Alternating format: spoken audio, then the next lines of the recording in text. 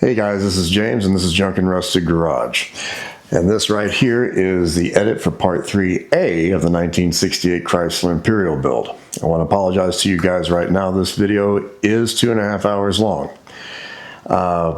It took me 4 months to get this car running, and I just could not condense all the raw footage I have, which is over 17 hours worth, down to an hour or so for you to get the full gist of what was going on. So I have to break it up. I was wanting to get originally I wanted to get part 2 to where the car was running, but that didn't happen. This is actually part 3 of getting the car running. And that took so long to get it running and driving under its own power. I had to break it up because at 2.5 hours, I still have over an hour and a half of footage left to go to get the thing out to you. So I have to break it up. I appreciate if you watch it to the very end. I think you'll enjoy it. And you'll see how much this car really did fight me. And again, I apologize for it being late. The entire month of June, I was only home for about a week and a half, a little over a week and a half, not quite 2 weeks in the entire month of June. So I've been quite busy trying to take care of things that have been neglected around here. So now that I got all that done, I'm getting some videos out to you. Hope to release this part and part 3B to you back to back. That's my goal here. So you'll have something to watch and chew on for a while. And I got a few other videos I got to edit as well. So we're going to be doing a lot of editing the next couple of weeks to get those videos out to you. And I hope you do enjoy them.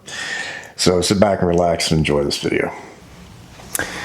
Hello guys, my name is James. This is Junk and Rusted Garage. And this is our 1968 Chrysler Imperial Crown 4-door hardtop. In part 1, we went on ahead and got this thing resurrected from the dead after it had been left for dead for the last 30 years sitting underneath an oak tree. Got it drugged to the house, started working on it, and lo and behold, the motor had a few more problems than we initially anticipated. A couple of those problems were my own doing, I will freely admit that, but we did get them sorted out. We got the motor cranked up and it ran on its own for almost an hour. 45 minutes is what it was. Got the cooling system into it, seems to be cooling all right. Very surprised there, but now the car just does not run the way it should. Carburetor's junk, we got some vacuum lines we got to figure out, we have transmission we got to figure out, brakes we have to figure out, tires. Also wanted to address the interior, get it cleaned up a little bit, and we're going to do something with this roof. So that's all going to be in this episode. So let's go ahead and get cracking. What I want to get done today is I want to pull this carburetor off, get it torn down, and let's see if we can go ahead and get it soaking. Per my usual, it's very late in the day. I got a very late start today, but I at least want to get that done. So let's get cracking, and I hope you enjoy.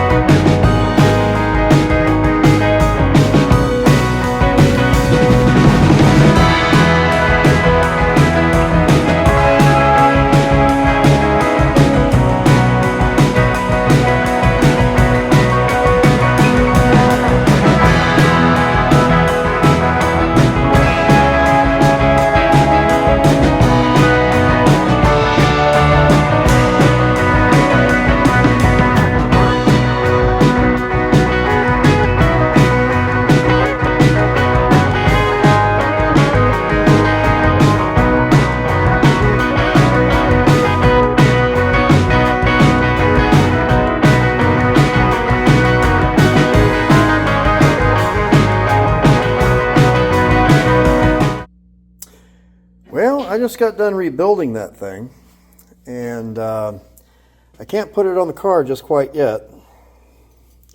These are the air bleeder screws. You will notice one is more different than the other. See, that one there has the little end on it. It's a little bit bent. Yeah, that one broke off inside the carburetor, and that took forever to get it out. So these two are on the way. He'll be here in 5 days. And then I will be able to put that on the car and it'll go vroom vroom again. Hello guys, it's been about 5 days since I last checked in on anything doing with this Chrysler.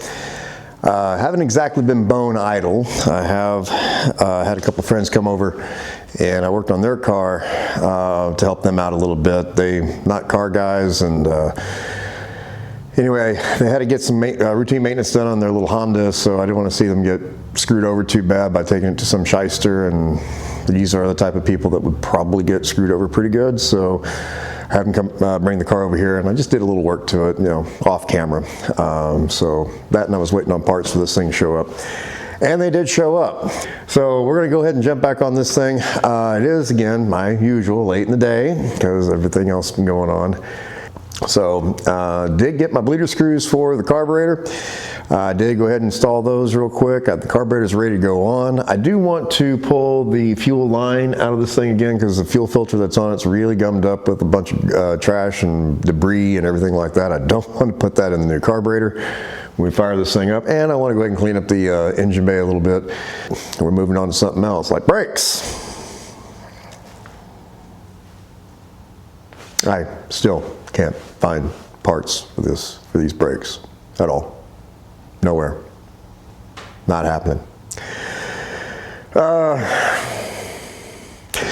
Mopar Mall, God bless them, they do offer a rebuild service. And it's over $600 a side. We're not doing that. We're not doing that. Been doing a lot of research, and it appears that people have been converting these to GM brakes, and there's a kit that you can get for $600, but that includes parts for both sides. That's better, but that still will exceed our budget. So, can I make what's here work? That would be a no. I think that's going to be our goal. Really need to see about if we can do that. If not, then I have no choice. I have to do something because you can't find these brakes. And the one company that does it, they have a corner on the market, they have a corner on the rebuild kits. They do not offer that to the public. You're pretty much SOL if you want the original factory brakes to work. And I really don't care. We'll figure it out one way or the other. We're going to go some direction. This car is not a keeper for me. I just need it safe enough to where we can go on this road trip and I don't kill myself, my friend, and everybody else that's around me. That would be ideal. So let's go ahead and get started on this, and let's get everything buttoned up. All right, guys, so here's what we're going to try and do. We're going to bolt, if I can get this thing off, there we go. This old gasket set is going to go away. I got a brand new one with the kit we're going to go ahead and go with. So let's go ahead and throw that on there real quick. And of course, I can't see nothing. There we go. Now once we get this carburetor on, I'm going to do what I can about getting all this mess of wire and everything like that we have just spaghettied all over everywhere. We're going to get all that cleaned up. So I got my 4 carburetor bolts, and we got our freshly rebuilt Carter ABS. I sincerely hope I did this right.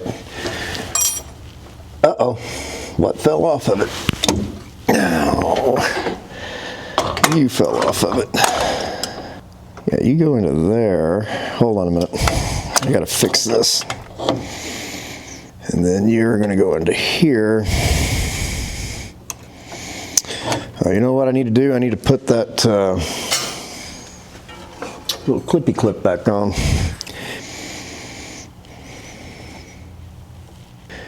Well, shoot. how am I going to get you back on? And you are just going to be uncooperative, aren't you? Yes, you are. You came off very easily, now you just don't want to go back on. Riveting stuff.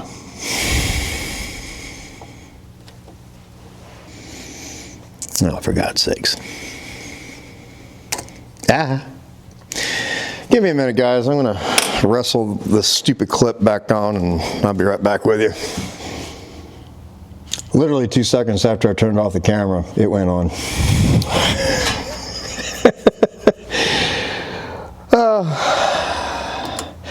I swear this car's possessed. Oh, it's been difficult. Now, I'm not 100% sure this thermatic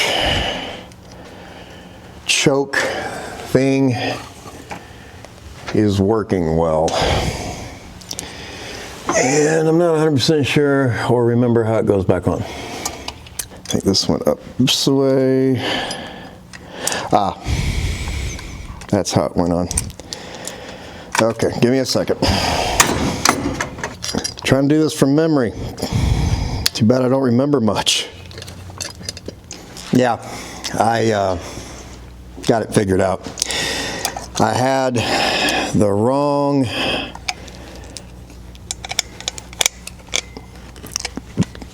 basically I had the this little bar right here backwards, and it went into the wrong spot on the carburetor. So now what I'm trying to do is I'm trying to line up the holes on these gaskets. I'm trying to put the carburetor studs through the hole.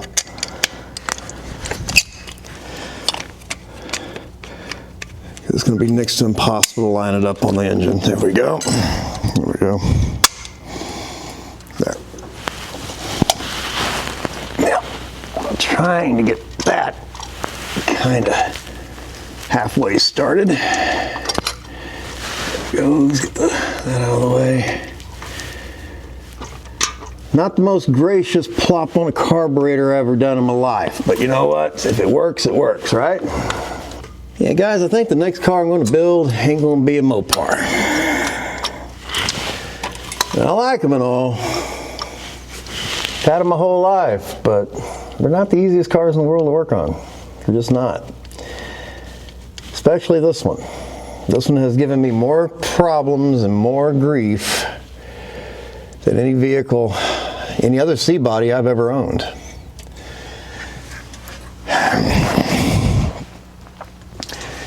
And I think the next build we're going to do is going to be something simple like a Chevrolet, where you can get parts at any parts store without question. I mean, I enjoy Mopars, don't get me wrong. It's just, I could have picked a better one, you know? We still got to address fuel system, fuel delivery.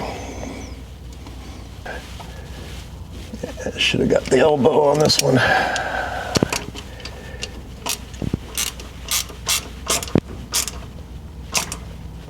Yeah, before I round it off, I think that's in there good enough. Now,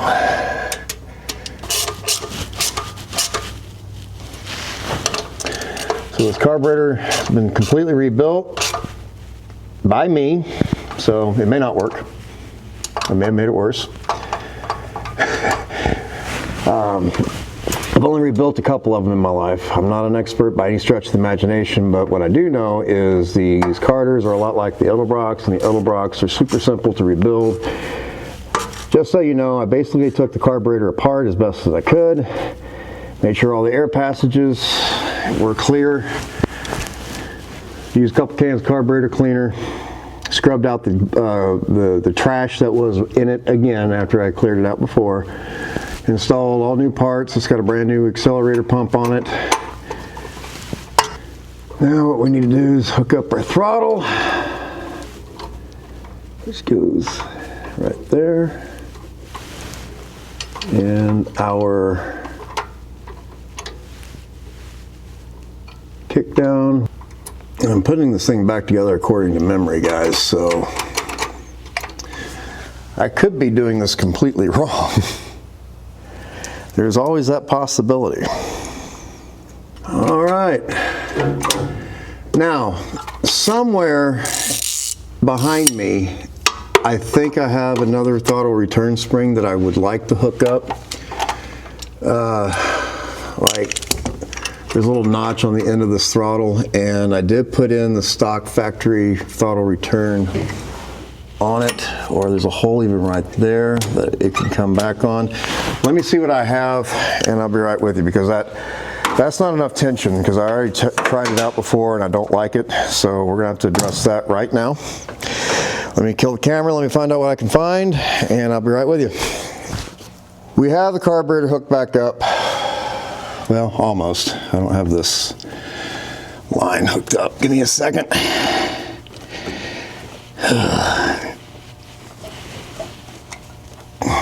Don't like that. I want to go under.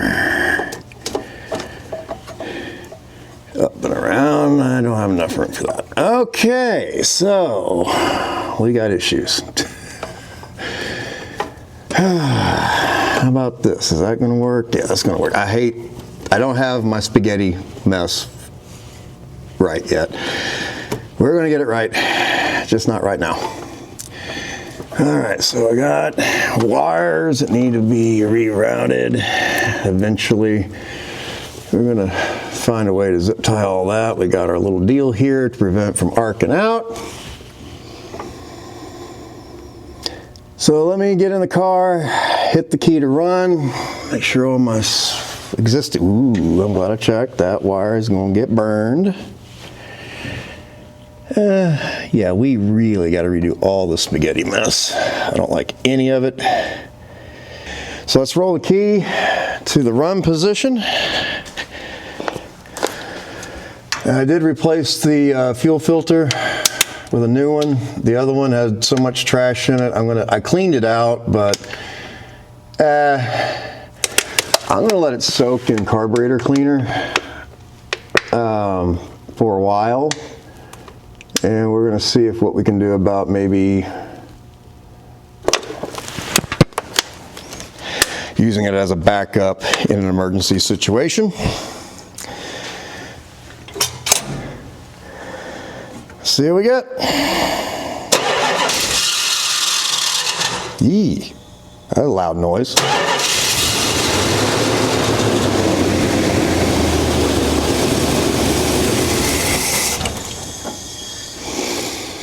We pumping fuel yet? Yep. Oh God.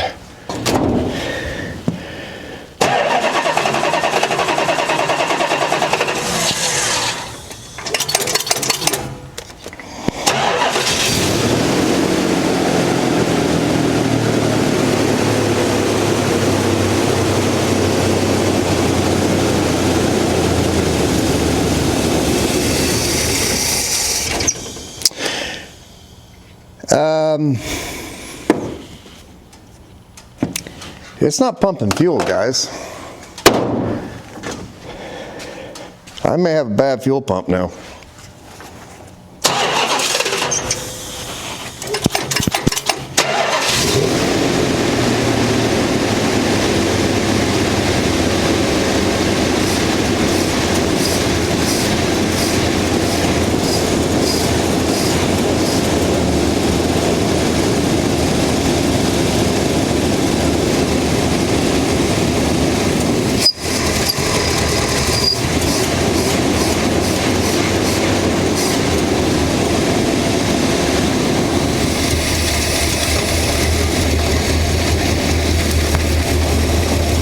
Yep, I'm still seeing some arcing. That's not good.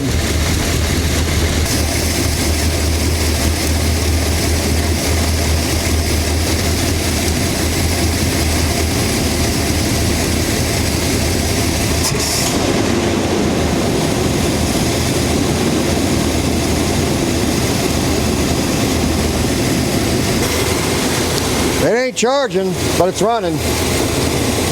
That's going to be our next tackle. At least I think. Do I have any gas leaks? No.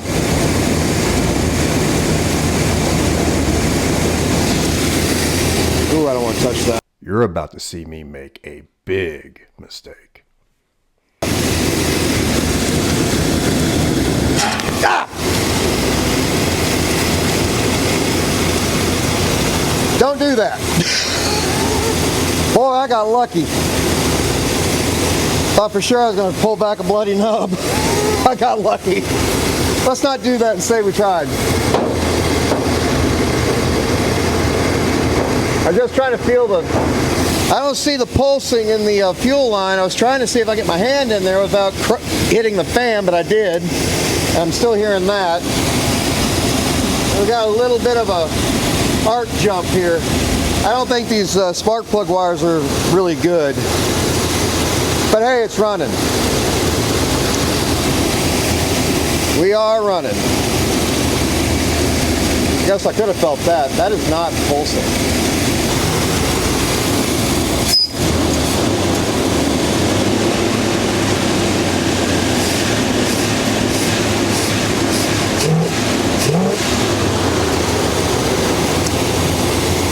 Well, I'm a little happy with myself that I got the carburetor going pretty good. Oh, like an idiot, I tightened that. Guys, if you have not learned anything the last few seconds of me watching me work on this car, I am an idiot. Do not do what I do. I'm just some dude in a shop in Texas. Everything that you see here is for entertainment purposes only. You get to laugh at me making mistakes and almost losing my hand. So there's your warning. Don't ever do what I do. You may die. Or walk away with very bad injuries. Now, I do see one thing here. Now, could that be... Ooh. We just had sparks. Now wait a minute. I want to test something out here. Turn that off.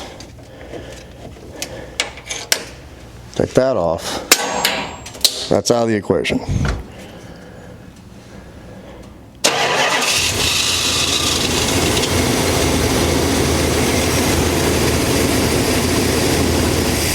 Nope, that didn't do a damn thing. Okay.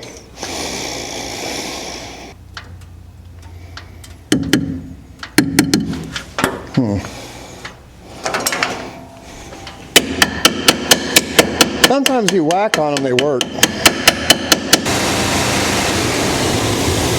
1307 and climbing. So I think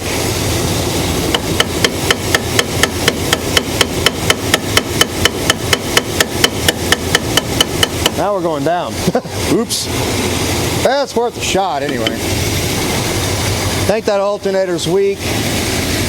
Now I can probably tear it apart. See if we can clean the brushes up on it. Worth a shot.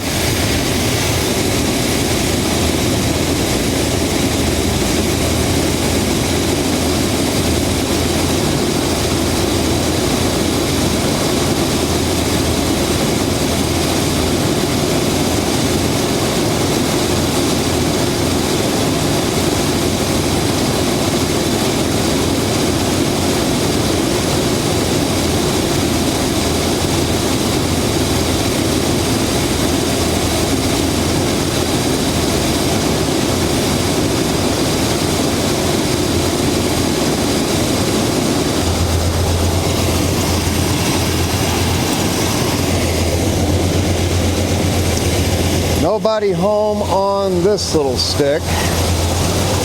So what we're going to do is rebuild transmission in a bottle. Also got some quality ATF.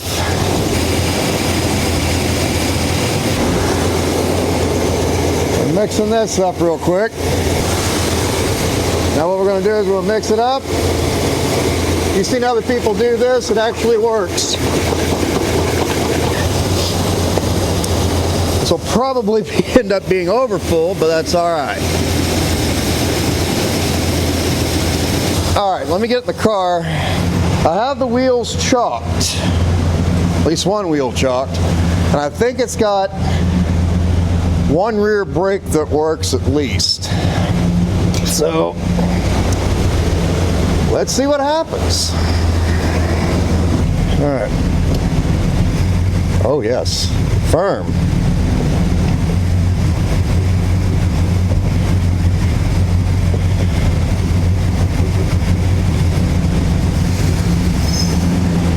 Okay. We got transmission. Temperature looks pretty good. Motor's not doing what I want it to do. Exactly, it's got a miss in it. All right, let me shut it down.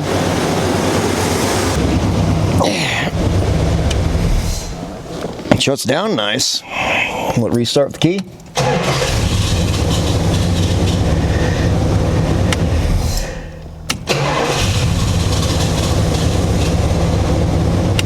Starts up really good. It's a good running motor.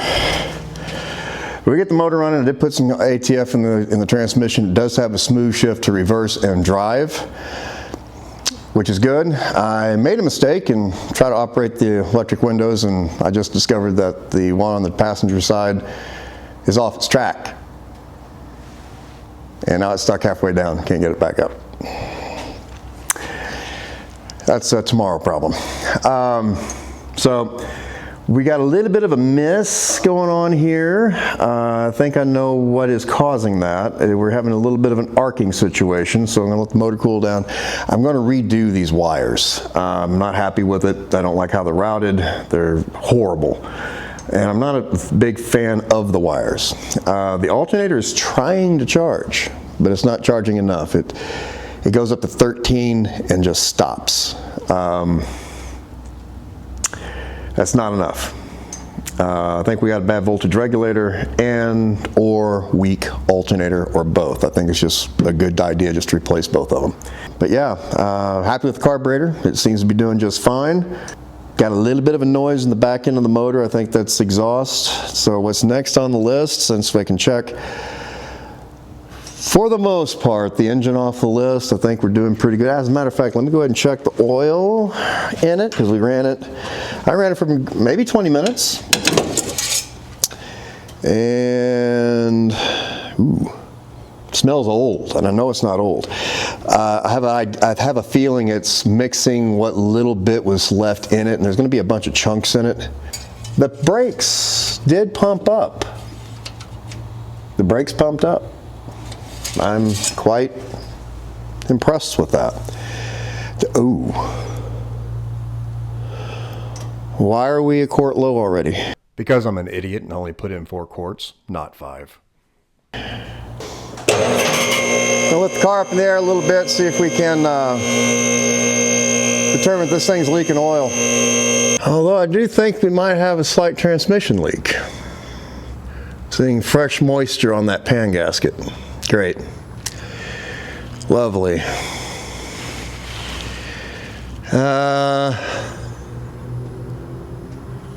I don't see any oil leaks underneath the engine. Got a little bit done for the day. Made some progress. Got knocked back a few steps in a couple of ways. But we're going to fix it. This car, in true fashion, has fought me every step of the way.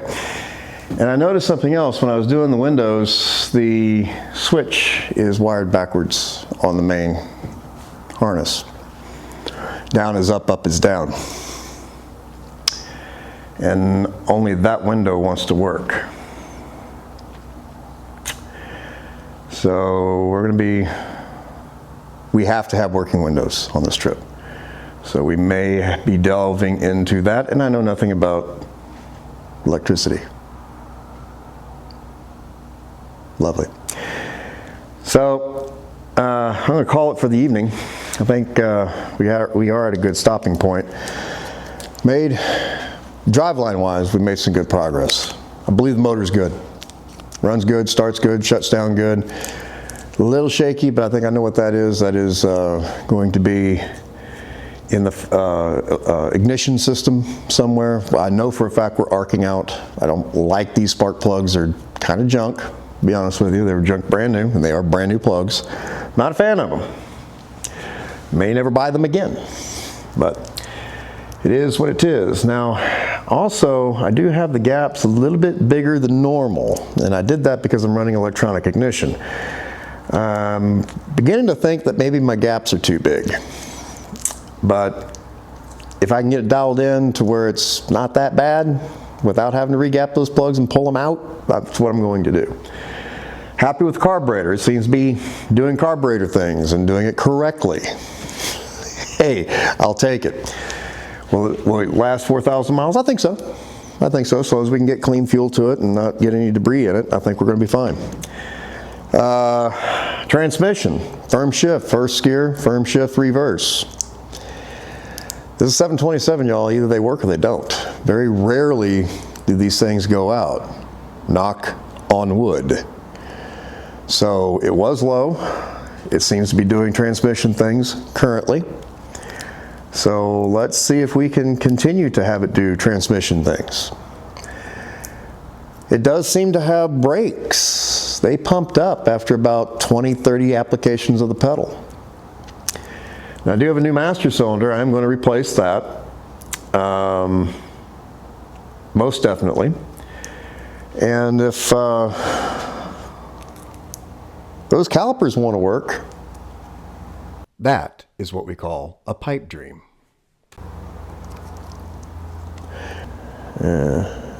Looking at stuff I'm going to regret. I do want to drive this car at least 1,000 miles before we go on this trip. I want to root out anything that could be causing this car to give us problems. And I think a 1,000-mile journey will pretty much tell me if something major is going to let go. And if it is going to let go, then we have plan B in place.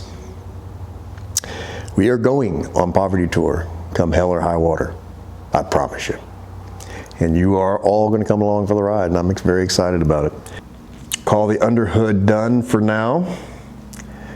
And then we're going to concentrate on getting brakes squared away on it, get some tires on it, get this window to go up and down the way it's supposed to, see if I can do with it a little bit of electrical. But before we do the electrical, I do want to pull it out, and I want to take it around the block. Oh, one other thing we're going to do, we're going to do something with this nasty roof. Plan on scraping it, cutting all the stuff away from it. I'm going to mask it off, and we're going to bed liner it. I think that's what we're going to do. And we'll go from there, guys. So I want to thank you for watching me fumble around tonight and almost chop off my hand. Don't do that.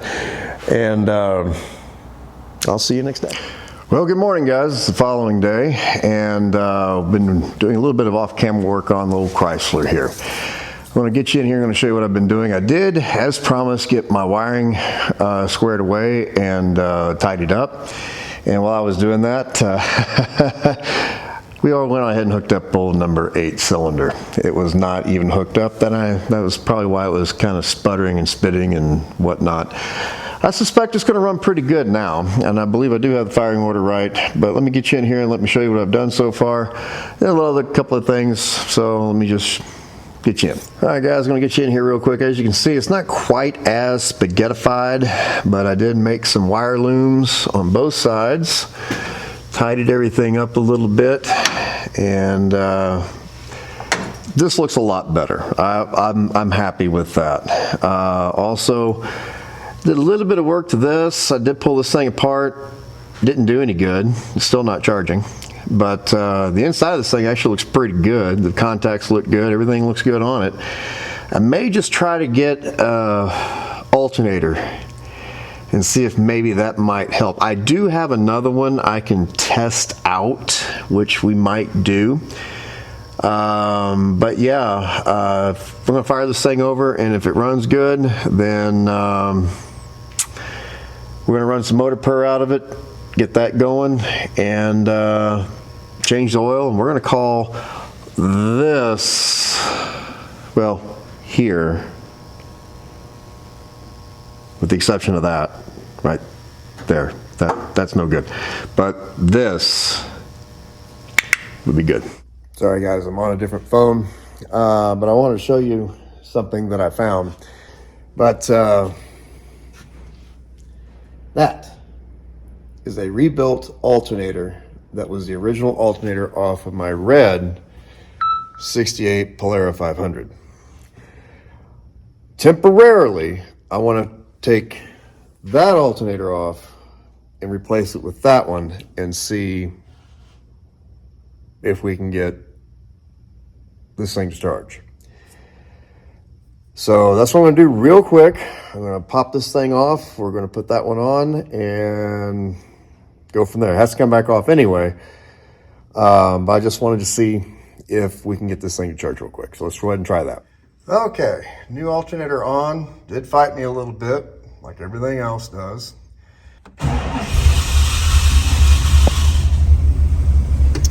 And no charge, according to that.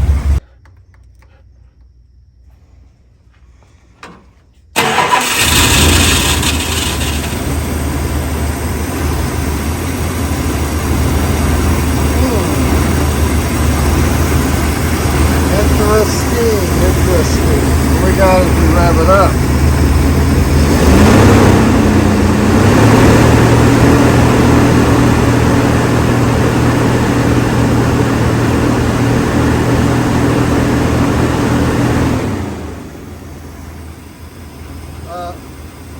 That's charging-ish. Now we may have something going on with that.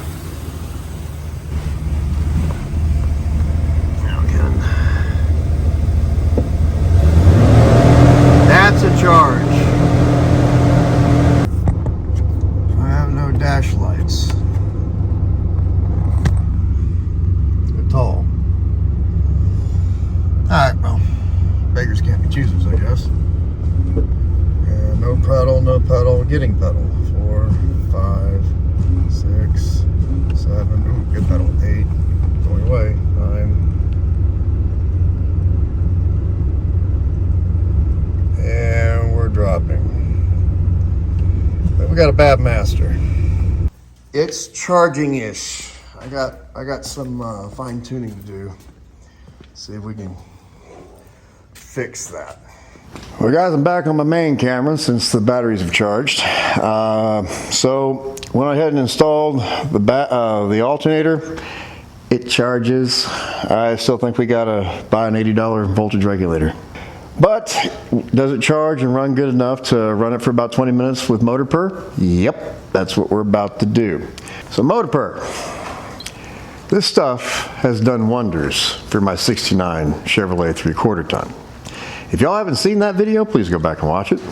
Actually, if you haven't seen any of my videos, please go back and watch them. There's not a whole lot of them, but I am particularly proud of the one that I did when I went and got my 68 red Polara 500 convertible. I was very proud of that video. I'm proud of the car too. So we're going to go ahead and dump this stuff in the crankcase. We're going to wait 5 minutes per the instructions. We're going to crank it up. We're going to run it for 20 minutes. Going to rack it a couple of times, get all that sludge and everything worked out of it. And then we're going to shut it down. And the instructions say wait 24 hours to drain it. I'm going to go ahead and drain it once it cools down. Change the oil and go from there. And from here, we're going to graduate from messing with anything under the engine compartment for now. I still got voltage regulator, we still got to do a fuel pump, still got to source the power steering pump and all of its bracketry and everything like that, since we're going to go with the Saginaw pump. But that can hold off for right now. I want to turn my attention to these brakes because you saw it just a few moments ago, about 7-8 pumps, you have pedal. It does appear that the pedal is going away, so that's usually a master. And I don't see anything leaking in it, but it may be leaking inside of that power brake booster, so that's something we need to take a look at. So without further ado, let's go ahead and do this motor purr stuff. Let it run for 20 minutes at idle and do an oil change to it and graduate to the brakes. And I want to have this thing up in the air with at least the front wheels off before I call it a day. Let's get started. Sorry, if you don't see me out, if I'm out of frame, I'm looking for something. Couldn't find the motor perk. So I ran the motor about, I don't know, 20 minutes ago, 30 minutes ago now. So is it above 100 degrees? The motor is probably. No, I really don't care. So either way, this is going to work. Am I dumping it in slowly? I really don't think it matters, but it does say wait 5 minutes. Now you'll notice when you do the motor purr stuff, guys, let me get kind of lower here. When you do the motor purr stuff, guys,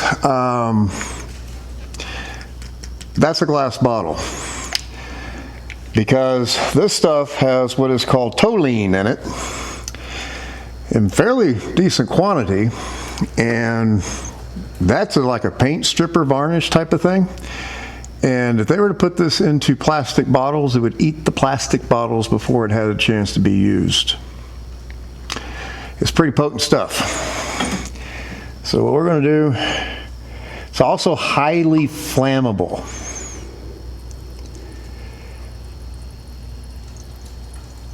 So you don't want to smoke around it if you're a smoker. I used to be. I no longer smoke anymore. I quit, I don't know. Oh wow. Next year will be 20 years I quit smoking.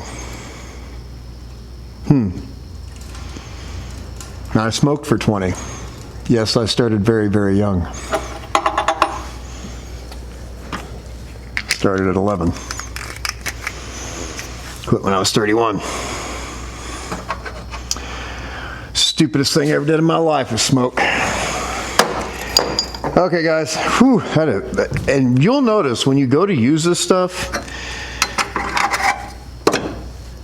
it's got one strong smell. Makes your eyes burn a little bit. What's that old saying? If it ain't burning, it ain't working. Well, yeah, this is no exception to that. So I'm going to wait the 5 minutes real quick. I'm going to fire it up. I'm going to run it 20 minutes, shut it down. By that time, it's time for me to go get something to eat. We'll let this engine cool down a little bit while I go get something to eat, and then we'll drain the sludge and everything out of the crankcase. Sounds like a plan. Well, it has been 5 minutes. Let's go ahead and hook the battery up. Without further ado, really dislike the sound of that. All right, 20 minutes. Let it do its thing. I'll break in if I see anything interesting.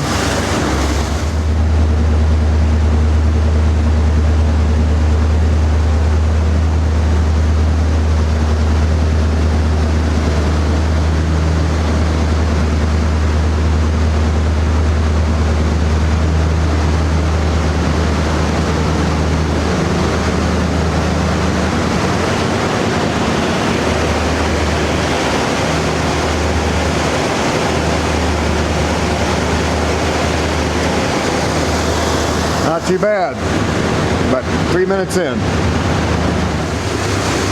I don't know if you can see that. Can you see that fuel bypassing the fuel pump? Yep, that thing's bad. So that fuel pump's got to come off. This will be the last time I run it until we replace it. Well, we're about 10 minutes in. And so far, I don't see a whole lot coming out of the tailpipe. I was kind of expecting to see something.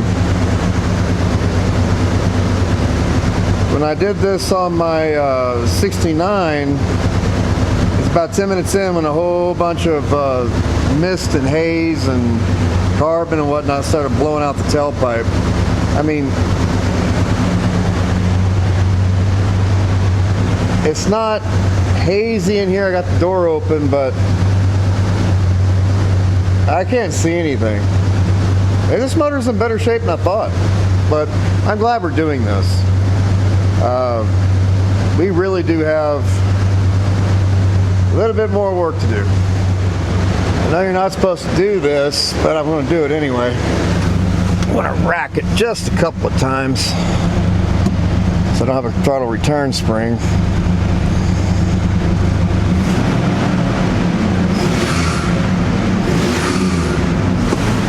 Man, I can't see nothing out the back.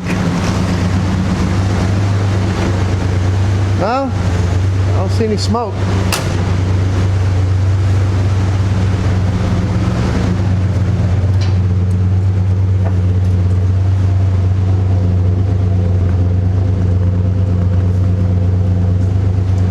Exhaust is coming out real nice and even.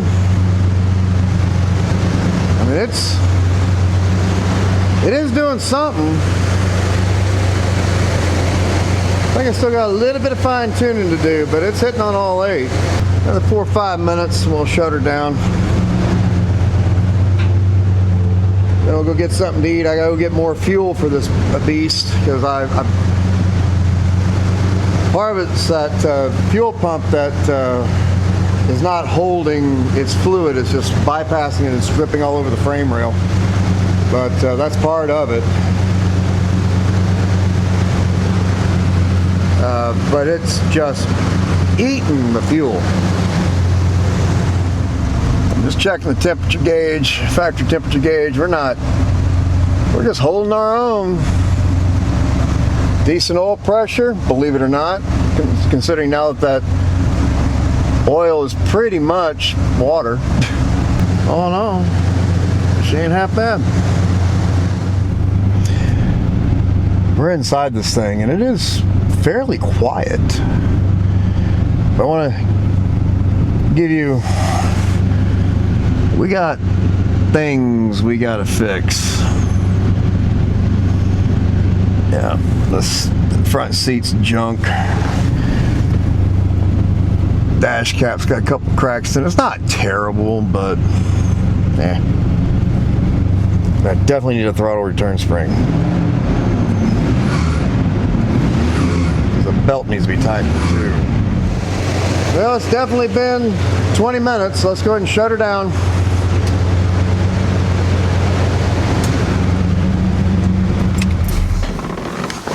So, I think what we have to work with now is we're going to go ahead and drain the oil after it cools down a little bit. And that's going to be after I get something to eat. I got to go to the store. I need to get another throttle return spring, if I can find one, because I don't have one on the shelf. Need to get some more fuel and some grubbage down my throat because it's already 3 o'clock. See you guys in a bit. Chrysler's log, day 9,476. It's the next day. We're back on the Chrysler. When I adjourned for the evening yesterday, with every intent to come back here after I got done eating, my body said something else. Whatever I ate yesterday didn't quite agree with me, so I wasn't able to come back in here. So we're back at it today. Again, late day, starting the day. It's almost 4 o'clock in the afternoon. My goal for today is at least get the car up in the air, change the oil, get all that done, bring it down a little bit, pop the front tires off, and let's start looking at what we have to work with, at least for front brakes, and then we'll pull the rear brakes. That's my goal for the day. We're not going to get a lot done today, but a little bit of progress is a little bit of progress, guys. Don't get discouraged. I mean, these little wins keep me motivated, and they should keep you motivated on your project as well. So let's go ahead and, without further ado, get this thing up in the air. Let's get this whole oil out with that motor purr that's in it, see what kind of chunks come out of it, and we'll go from there. We are under the Chrysler. Boy, I smoked that on pretty good. Let's see if we can get this motor purr out of it. It's been right about 24 hours since it was put in. You know, seriously guys, have you all ever had a car that you were trying to work on and it just fought you every step of the way no matter what you did? Here we go, here it comes finally. And so is viscosity. All right, we're gonna let that drain, and then we'll tackle this filter, which I'm pretty sure is a bunch of stuff in there. I don't have one of those fancy filter cutters. I am kind of curious to know if the filter caught anything. Is it worth me cutting into it? No. We're just going to trust the process. Now, what I haven't noticed is a whole bunch of chunks coming out of this oil. Whoop, there's one little chunk. Little one. Oh, there's another one. This motor's got, or this oil, I should say, has about hour and a half, 2 hours of run time, just idling, maybe revving it a few times. And 20 minutes of that was with the motor purse stuff that's in it. So, yeah, we're gonna see if this does any good. Just gonna let this completely drain, and I'll check in with you here in a few minutes. All right, guys, real quick, I just got done draining the oil, but I want to show you something. You see all that grit in where the oil was? Yeah, those aren't sparklies. That's dirt. That's rust chunks. That's, you know, debris. Real gritty. It's not metallic. It's just dirt and sandy feeling. Yeah, that was what was in the crankcase. That's why I didn't want to have that oil in there very long. That's why we wanted to flush it. All right, so let's see if we can get this old oil filter off. There she goes. Just barely.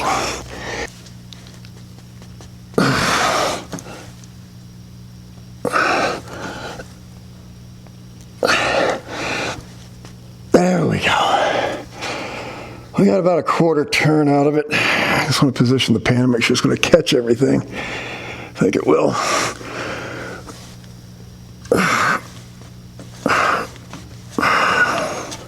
Here we go. There we go.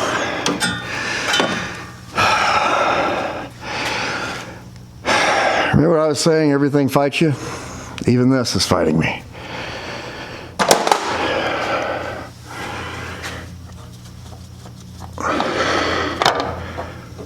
Oop, oop, oop. You know, that oil is very black.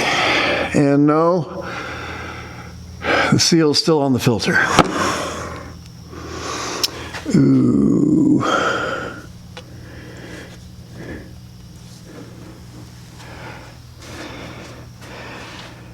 Yeah, a little gritty. A little gritty.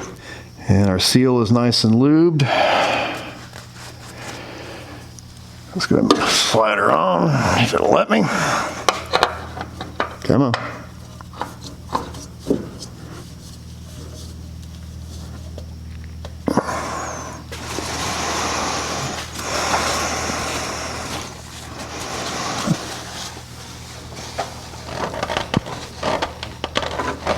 Yeah, until the shoulder pops. Now after this oil change, we're gonna call the under the hood done good enough for now. Because we gotta address other issues on this car. Can't spend my entire time underneath the hood of this thing. We do have to move on to something else. Up to daisy. Oh. Hold on.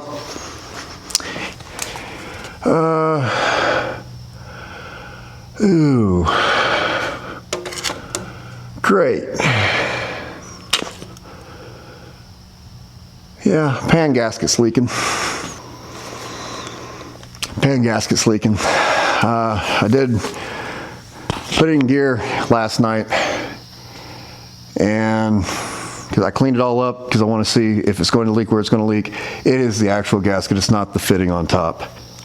Oh, that's a gamble, guys. I don't know if I want to service the transmission because I'm afraid if I do, it'll quit working.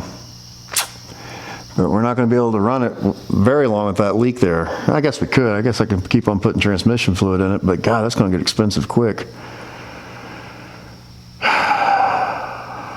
That's a tomorrow problem. That's a future James problem, not a today James problem.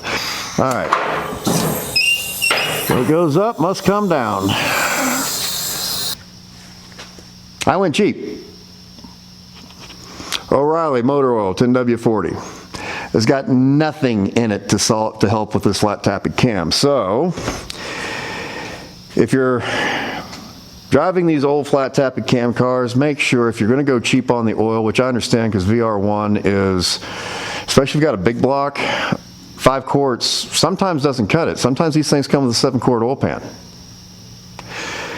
And an extra quart of oil is another $10.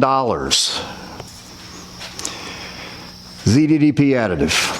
If you're going to run the cheap oil on a flat tapping cam, make sure you put ZDDP additive.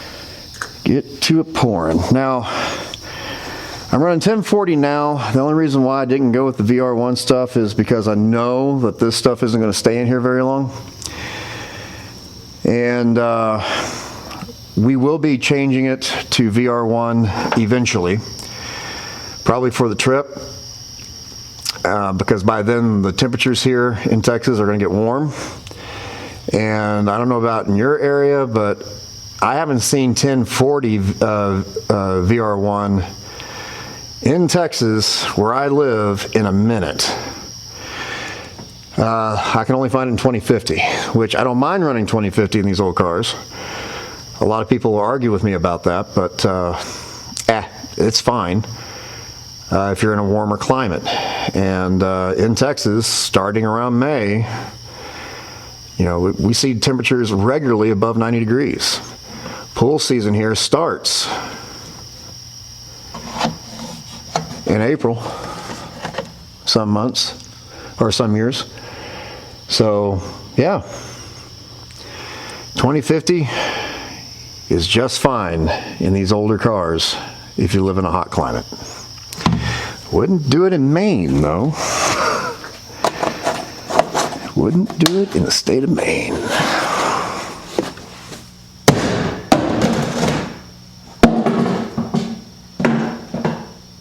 Didn't make it.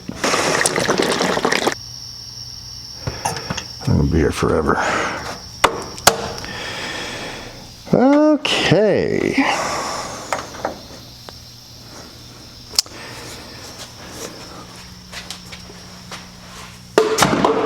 Missed by a mile. Let's go around. Let's go ahead and turn the key on.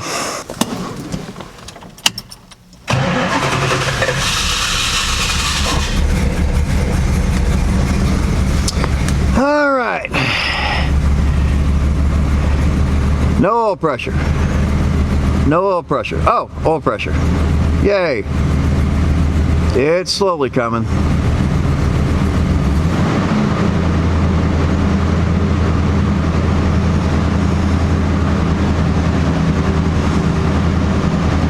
Wow.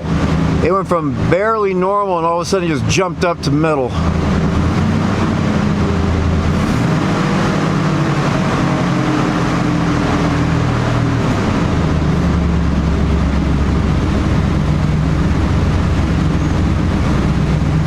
Wish the dash lights worked.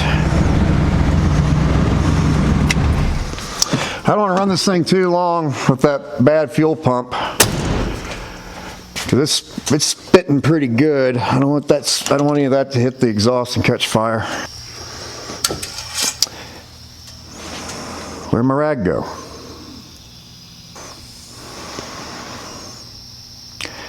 Right on the money. Right on the money. Got a Dorman Universal return spring kit. I'm not going to use all of these return springs. I'm just going to use one. And I think the one I'm going to use is this long one, silver long one right here. And if not that one, maybe the black long one, because I'm looking at the black one has more spaces between the springs, so that tells me it's less tension. This thing already has a spring on it. It's on the back of the mechanism, so it's bringing the pedal back, but not all the way. So I don't think I'm going to need much tension here. And the research I was doing, that throttle return spring on these Mopars actually were a specific color for 1968. And it was a darker color, not black. It was, I think it was green with a brown stripe, if I remember reading it correctly, but that's for enthusiasts. I'm not that geeky. And we have a Murray 16-pound rag cap, and it does have the seal on it. Now, unfortunately, yeah, it's sealed. Now, unfortunately, I really don't feel comfortable running this thing until I get that fuel pump replaced. Just looking at the volume that it's leaking, that is a fire hazard. And if this thing decides to go up, I might have enough time to get the, well, no, I can't even do that because the green car's battery's right there. I can't get the green car out. And that's my baby. That car and I have been together since I was 16 years old. That's not happening. That is not happening. Automotive-wise, that's my most prized possession, that green car. My mama bought me that car when I was 16. I paid her back. And holds a lot of sentimental memories for me, and I would be very devastated if that thing ever went away. So, not worth the risk. Let's see what we can, if we can put this on here. And there's my, there we are. Oh, it snaps back beautifully. How's it feel inside the car?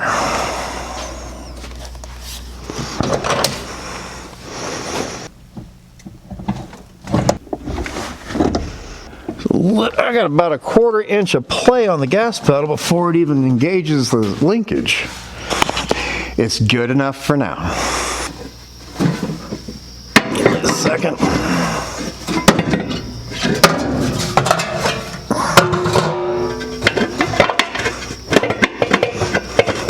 Get in there. Go on now.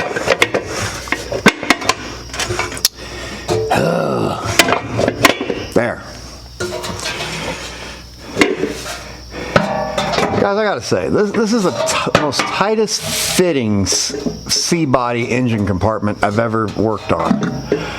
I mean, I got miles of room in that Polara over there. Even my 440 Polara, I got miles of room underneath the hood of that thing. I don't understand this. It just seems so much smaller.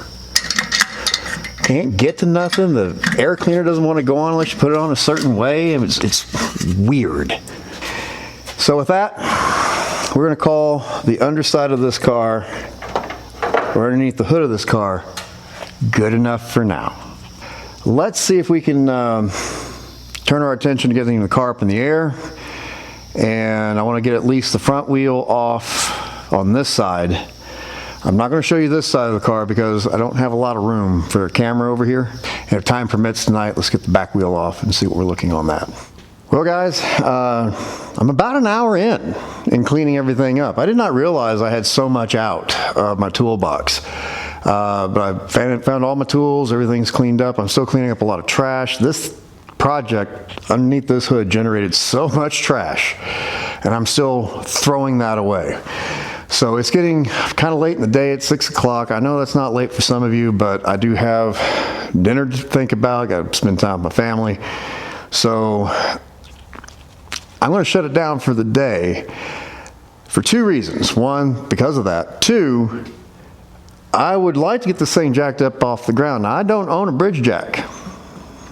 I have a bin pack lift, but I buy everything used, guys. I do not own a bridge jack for this car, so if it's going to go up in the air, it's done a little sketch. So I thought that I'd share with you what I found inside the car when I was cleaning it out. And I would love to put this hood down, but I can't because of I got a fuel line wrapped around it. And I don't want to put that boat tank in there because it's... So, you've heard it run. And it's quiet. And I found out why. This car, we know it went down in 1996.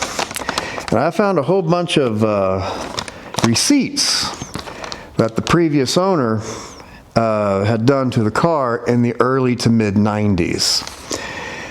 He paid on March the 26th, 1992, $27.50 plus basically $20 in labor and $10 in extra pipe for the muffler that's on that car. It was on the car 4 years before it went down. And it's still intact and it still sounds good. So we're letting that exhaust ride. And there's a whole bunch of other receipts in here. See if I can read some of this stuff to you.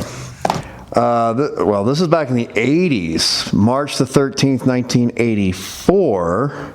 And this was from, I guess, the previous owner, because that's not the gentleman's name who I bought it from. And it looks like this was in Arizona, Peoria, Arizona, this work was done. Has a rear seal, $8.31. Oil pan gasket, oil filter, 5 quarts of oil, some type of cleaner, Permatex, freeze plugs. Yeah, I did notice that the freeze plugs in this thing were they're not the originals. And they're in really, really good shape. Okay. 4.5, more free. So it had a full set of freeze plugs done to it. 2 gallons of coolant. There's an exhaust flange gasket. ATF. This transmission was serviced. What was the mileage? 75,312. It's got 107,000 miles on it now.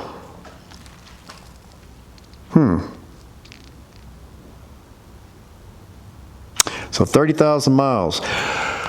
That transmission has been sitting there. That changes everything. I think we will service the transmission. I think we will. It had a master cylinder put on. Brake fluid. Now, of course, guys, this is what, 42 years ago? So I'm not getting too excited. Front wheel bearings repacked. AC, they had worked on the AC. They did a little bit of work to the front end. They tightened the front strod rod bolts. I can't talk. Put an alignment on it. Oil leaks. R&R master cylinder. R&R main seal and pan gasket. So I had a new rear main seal put in. He paid $747.46. Well, that's cheap. Thank you, sir, from 1984 for keeping all the receipts and records on what's been done to this car. Because you just saved me, gave me peace of mind on doing the transmission. Okay, 1989, oil filter. Changed the oil. Back then it had a points distributor. It doesn't now. They did points, did belts, Monroe shocks, front and rear. This is from the owner previous to who I bought it from that had 76,110 miles. So it only went a little over 1,000 miles in 5 years. Coming on, vacuum problem not bad enough. Replace alternator bearings and alternator belt. Back when people knew how to work on the alternators. I miss those days. Back when you get alternator kits for these things, you're hard-pressed to find anything to rebuild anything anymore. Lube job, oil filter, so on and so forth, $304.31. Again, this isn't done in Peoria, Arizona. It's interesting, tickets haven't really changed all that much in 40 years.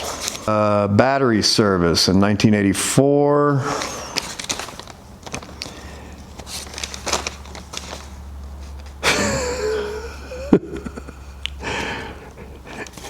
Paid $39.99 for a battery in 1984. Boy, have times changed, y'all. This one's brittle. I bet you this is way old. Owner that bought it, or that had it before the guy I bought it from, this had 76,086 miles. Number 4 cylinder has bad plug wire or valve seal. Doesn't anymore. Heads have been replaced. One spark plug. They charged him $20.68. Now, what year was this? 84. They raped him for that. Sorry. That's a lot of money in 84. Not now. 84. 1984. R&R valve cover gaskets. 2763.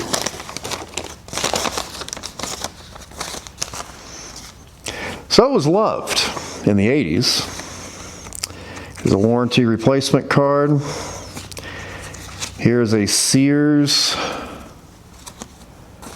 tire warranty card. I wonder if I can take them in for warranty. Let's see. 35,000 mile warranty. The tires went on at 61,000. Now we're a little out of that, I think. And that was done in, can't read the date. I want to say that says 1975. This car was not driven a lot. Card looks like it's from 1975. Let's see here.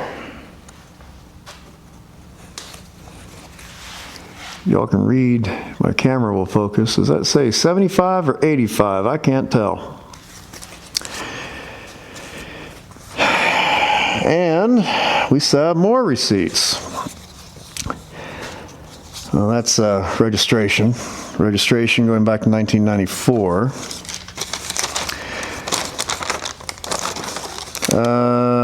No, Home Dude, who I bought it from, he did all of his own work. So he has receipts of parts. So it had another master cylinder done to it in 1992. And he returned it for a $5 cord, paid $27.99 for it. At Western Auto. I remember Western Auto, that was a cool place. Back when I was a young kid. Young wee buck.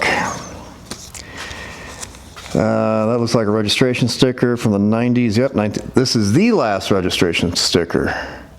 Expires April of 1996. Never got it re-registered. And the last receipt in here is from the guy who I bought it from. Auto glass. Windshield replacement and wiper blades. Yeah, that windshield doesn't have a nick in it, I don't think. I wonder if it's the same windshield that goes in that car.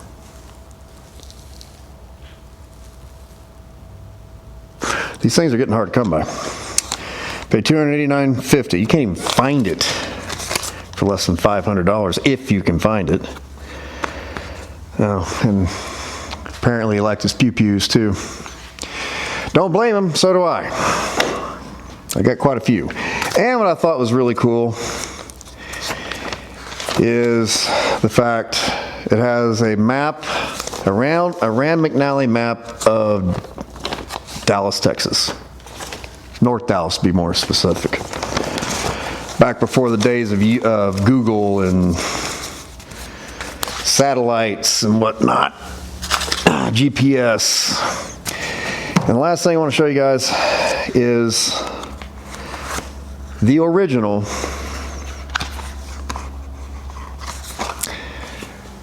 it's crusty as hell, but the original folder that the car came with when it was bought, it's really dirty, and the original owner's manual. That makes the third C-body I own that I retain the original paperwork from the dealer on the owner's manual on. I have all three of them. Well guys, I'm going to call it for the evening. The next time you see me is when I come back from our nation's capital. And that's about as political as I will ever get. This is a non-political channel, non-political zone. You will not hear me voice any political opinions, and we have enough of that in this world. Let's just keep this related to cars and machinery and cool stuff, and leave the politics to somebody else at another time, another place. And I will see you guys when I get back from my trip. For you, it's just going to be, a matter of seconds. For me, it's going to be, 4 or 5 days. And I'll see you guys when I get back. Hey guys, I am back from DC. I got in late yesterday. Was lucky to get out because there's a great big snowstorm that hit the Northeast, and where I was in DC, they didn't get hit very, very hard, but it did affect the flights a little bit. Now just 100 miles north of there was an all-out blizzard, and there's still a lot of people trying to dig out the snow out there as of today. So I got kind of lucky. But I wanted to touch base with you real quick. We're going to be back on the 68 here. Now, I'm not going to be able to work on it for a few days. Here's why. I'm going to bring you in on a few things. Do you have a gas tank for it? It's underneath the car, as a matter of fact. It's right there. And I don't know if you can see it. If I can move my hand enough. There we go. It's right there. Now that gas tank has got to come out. Now I can actually do that now. But I got a few more parts to order and try to source something, because I'm going to go a different direction other than that gas tank. Because that gas tank right there is 7 inches too short than that one. So I called my local radiator shop. So they, clean out gas tanks, $150. Clean it. Clean the filler neck. They said, you want it coated? I said, no, I don't want it coated, for the simple fact this car is not going to be in my ownership more than another 6 months, hopefully. Because come June, after the property tour, this car is going to be up for sale. While I was in DC, I thought long and hard about what we're going to be doing with the brake system on this thing. Do I trust the brakes on this car? No, I don't. Can I get the parts for the brakes on this car? No, I can't. Can I get a rebuild kit? No, I can't. From all the research that I've done, these 4-piston Bud brakes, they didn't work very good. I mean, they're better than drums, but they don't perform as good as, say, single piston GM brakes that have the large piston. Well, there is a company that I have found that makes conversion kits to turn that Chrysler 4-piston bug brake to a GM setup. And the parts that you can buy off the shelf at any parts store in America are readily available. The kit's $300, plus the price of the parts are going to have about $500, give or take, in converting this brake setup. $500 is nothing compared to lives. It's just not. Brakes are safety. I want this car to stop well, and I want it to stop well for the next person who's going to take this car over. So it boils down to, a responsibility factor and doing the right thing, and we're going to do the right thing when it comes to the safety of this car. Now the parts on that are a good 4 or 5 days out. Yeah, I just got to get to work on getting my parts list together and get that stuff ordered, and we're going to go from there. But again, quick check-in, and see you later in the week. Afternoon. It's been, I don't know, 2-3 days since I last checked in with you guys. I think today what we need to do is we need to get this thing up in the air. We need to go ahead and pull the gas tank out of it, and let's see if we can go ahead and get that prepped to be taken down to the radiator shop to have it cleaned out. Let's get this thing up in the air. Let's go ahead and get the gas tank pulled, and let's see what kind of a struggle and a fight that's going to be. And the hits keep coming. See that stain right there? I noticed that when I got the car up in the air, and I thought I had that plastic drain pan underneath the thing. I thought I was going to catch all the transmission fluid that would be leaking underneath it. And as you can see, the pan where it was leaking is on top of the drip pan. But then we went over here to the tail shaft of the transmission, and you can see it's just collecting on the cross member, and it is seeping out of the rear seal.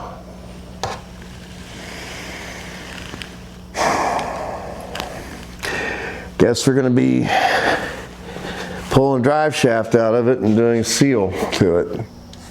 This is the bolt, obviously, and I don't know if you can see that or not, but there's supposed to be a space between this bolt and the strap so you can get a socket on. And they have this thing totally undercoated in this thick concrete feeling stuff. I mean, it's very effective. The whole car is coated in it and it hasn't rusted at all. There is no rust holes in this car. That's not rust. You know, that's actually the coating coming off, but that's solid underneath there. But my problem is, I can't tell if there's a clamp on here or not, or if this is just rubber line that's been coated in that stuff.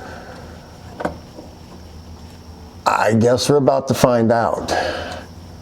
Because these are the two vents. One goes up, they both go up into the trunk area. But those have to be disconnected. The main fuel line over here has got to be disconnected. Already got the sending unit disconnected. And get those two bolts. There's one here. Now this one over here is worse. Okay, you can see it right there. See, it's just totally covered in that stuff. And because of that cross member, you really can't see the bottom side of it at all.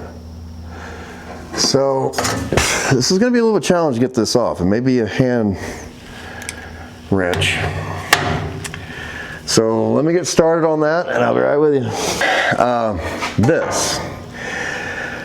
As you know, I bought my BIMPAC lift secondhand. I've said that a couple of times. And BIMPAC does make a bridge jack that goes underneath this thing. So you can jack your car up in the air and do whatever you need to do with it. But they want $1,700 for one, and that's a hard no for me. And I can't seem to find one used anywhere. So what I did was, because I'm cheap, I went to my local metal scrapper, and I bought two I-beams, metal I-beams, engineered I-beams, and I had them cut to size to rest in the channels of the BIMPAC. This thing will out-hold any BIMPAC or Wildfire or whatever you want to put underneath it in weight on a bridge jack. With this bar here, I can actually drop this tank. It won't hit the ground. I do have a pole jack over there that I'm going to use as well. So removing this thing should be fairly safe, and I'm not going to kill myself doing it. But this is also my bridge jack, guys. When I jack the car up, I put jack stands on this thing and it does just fine. Or just put bottle jacks underneath it. I can actually move it from this side to that side and vice versa. So total cost in this, about 20 bucks. Bought it at scrap. Just an idea. So now let's get that ugly thing out. Okay guys, what I have decided to do after a couple of trial and error things is I'm using, maybe y'all can see this, but this brush, and I'm hand brushing some of this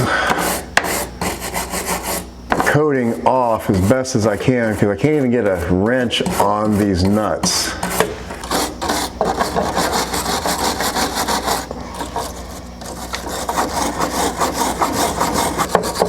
So I'm going to do this for a while until the end of time, and I'll check back with you in the next millennium. I had to lower the car one notch on the lift for this to work. So my working space is a little lower, but we got the tank kind of supported here. I got this strap on, since I'm facing the back of the car, on my right hand side, so it'd be the left hand side of the car. We got it to where we can get a socket on it finally. I had to use a stubby wrench and go 1/4 of a turn at a time. And I thought I'd just go ahead and take the J-hook out, but since they undercoated the entire car, the hole's smaller and the J-hook won't come out. So you got to unbolt the entire thing. So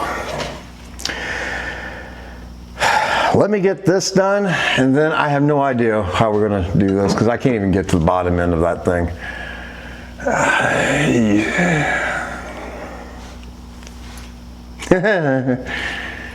Yeah, Chryslers are fun. Yeah, sure.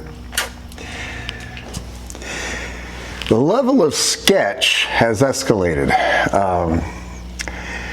Sorry for the poor lighting, but I do have my jack on my homemade bridge jack with a block of wood holding up the front end of the tank, and I have this pole jack holding up the back. And with that stubby wrench, where did I put it? There it is. With this here stubby wrench, I'm going up here 1/4 turn at a time until I back this bolt all the way out. Because, I don't know if you can see this or not, but you can't, oh, did not want to do that. Sorry, you can't get that out. So that's where it lives. So give me a minute, let me fool with that and I'll be right with you. Well guys, I'm an idiot. Never said it wasn't. It dawned on me that I have a long deep well on a 1/2-inch drive. And it went right in once I got it a little bit on the looser side so where I can get the wrench in there. So,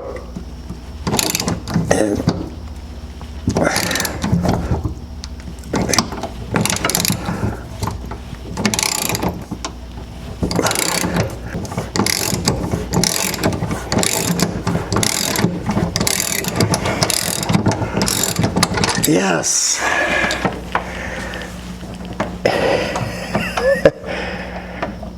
And it fought me to almost the very last thread.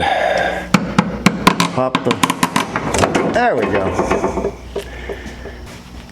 Oh, there's a bolt there. Ooh, okay. Okay. This grommet's shot. It's been leaking fuel for a while. Well, I got an update.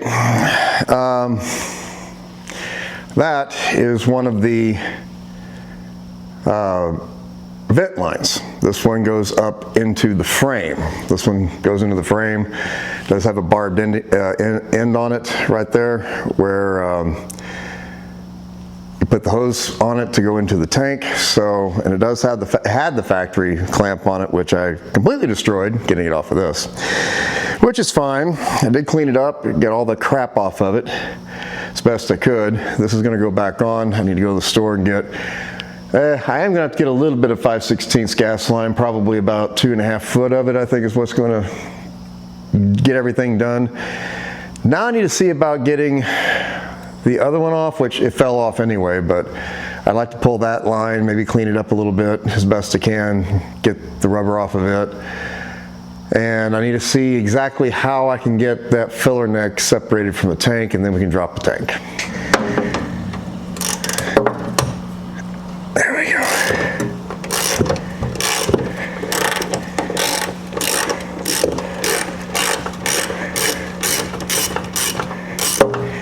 Now this, I'm thinking, should allow the filler neck to come right out.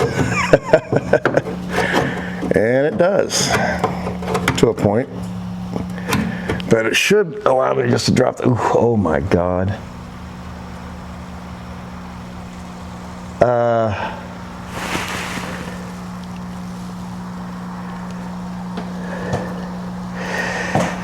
We may have a problem.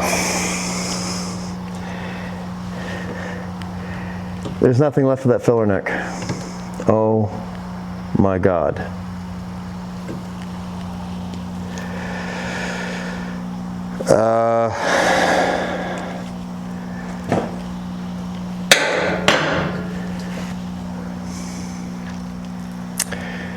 It's rotted. Both sides of the filler neck. It's just not there anymore.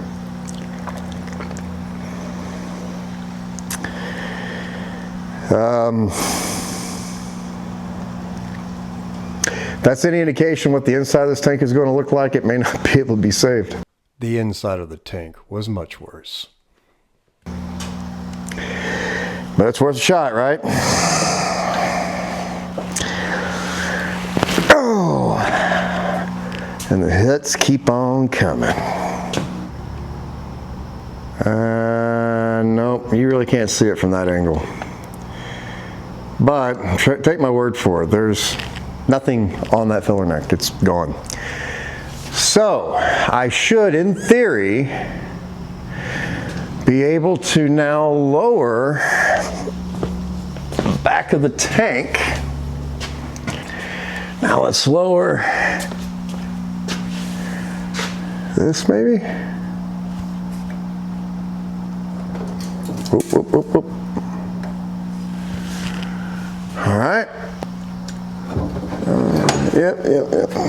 Mm-hmm.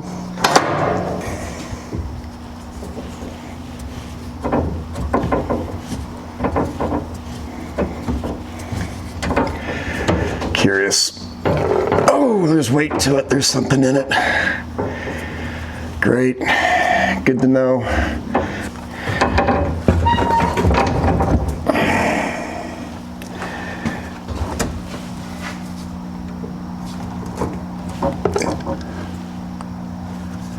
Okay, I'm hitting the rear cross member. Oop, I went that. So this thing should just pop right on out.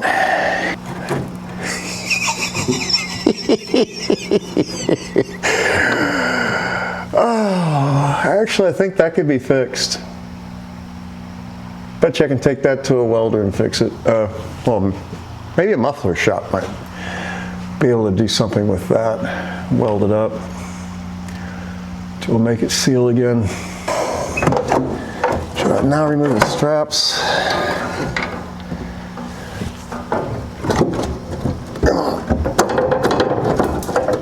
Come on. Two straps removed.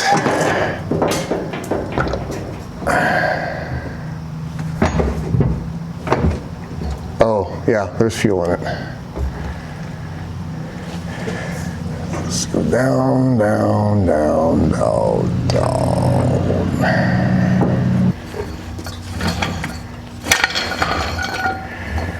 And now we're resting on that jack. And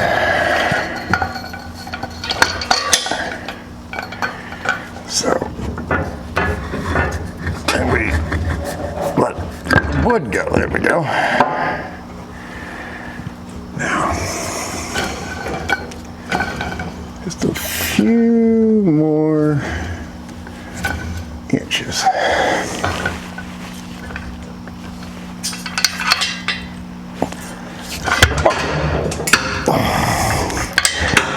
Let's not say we did.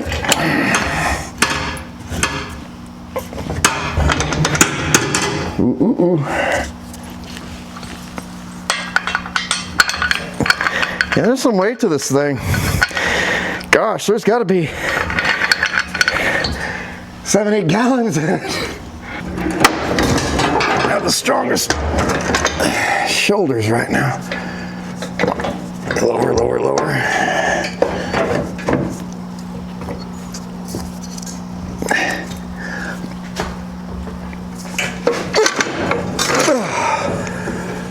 Get out of the way. Yay, now that's on the ground.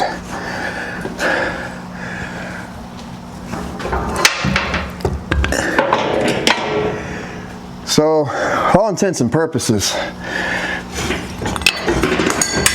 it's out. Tell you what though, the floors in this thing are in really good shape. Trunk pan's in good shape. Not too shabby. Good frame rails.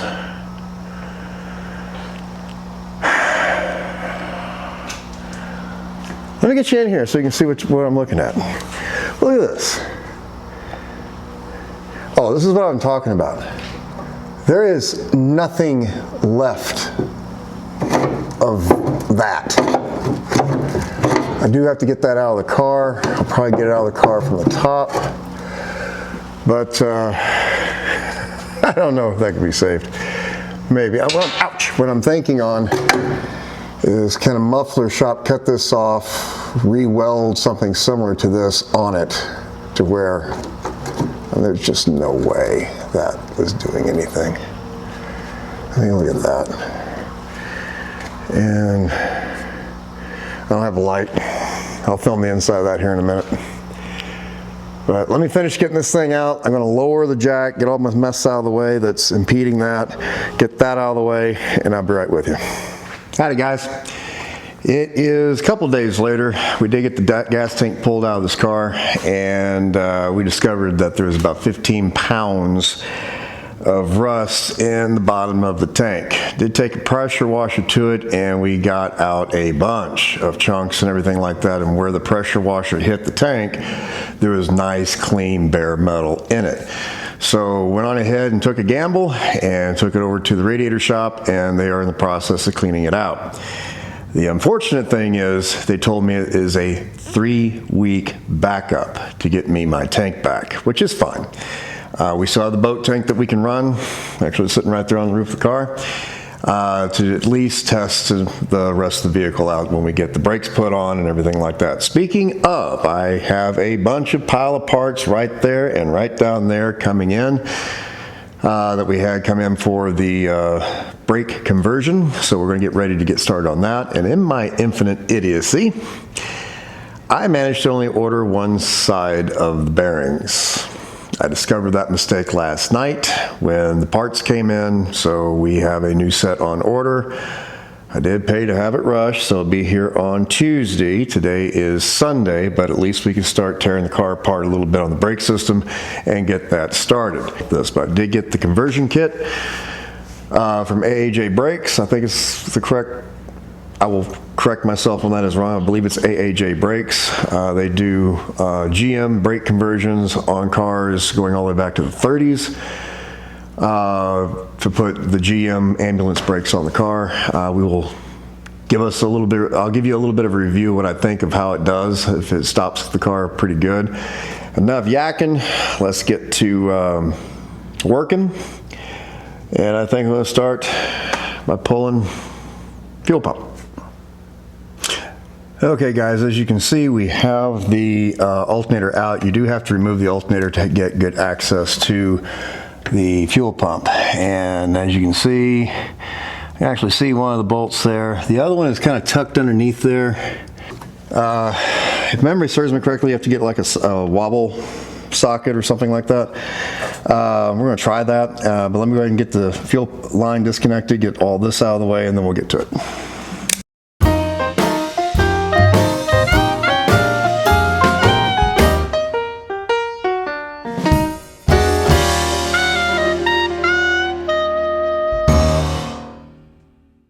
We got the old fuel pump off with a little fanfare, although first bolt I tried to do, I almost rounded it off because I made a mistake. I had a 12-point socket. Pro tip, you can see the shiny bits right there on the ends. Pro tip, if you do that, if you have something that's really, really tight, don't use a 12-point socket like I did, stupidly. You know, that's a 12-point socket. That's a 6-point socket. 6-point socket will give you more coverage on the bolt. So luckily I saved it, but it is a little rounded off. We're going to go back with it. And also I think they over tightened it because I can feel a little bit of the threads in there. It was felt really weird coming off. Like it would get loose and tighten up and get loose and tighten up and get loose and tighten up. So I hope, I may want to run a tap in that just to be on the safe side. And it's this hole right here that was a problem child. By the way, if you're wondering what that is, there's a fuel pump rod that goes in here which runs the fuel pump. And a common mistake on engine rebuilding on these big blocks is they don't replace that. But that's the access plug. You pop that, you unscrew that, the rod will come out, you put the new one in, and you close it up. That's how you get rid. That's how you change your fuel pump rod. And also, I want to show you this. I don't know if the camera will pick up on it or not, but I think I read to you earlier that the fuel pump was replaced at one point. There is a date on it. It says right there, 1994, made in the USA. And near as I can tell, the car went down in 96. So read into that what you will. Let me put the camera down. Let me see if we can slap the new gasket on, the new pump on, and I'll be right with you. I just pulled this Carter fuel pump out of its box. Listen to this. Hear that?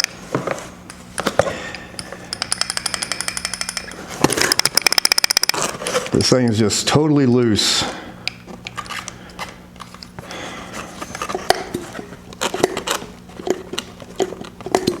Well, it sucks.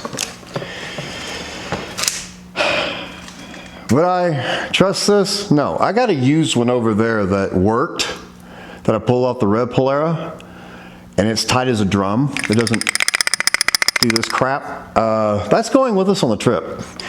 And something tells me it's going to wind up on this car before I get it home. I'm quite disappointed. And it's not even made in the United States. It's made in Mexico, according to the box. So, pro tip. Double check where it's made, because Rock Auto is wrong. Let me get it put on the car. Guess what, guys? We got another problem.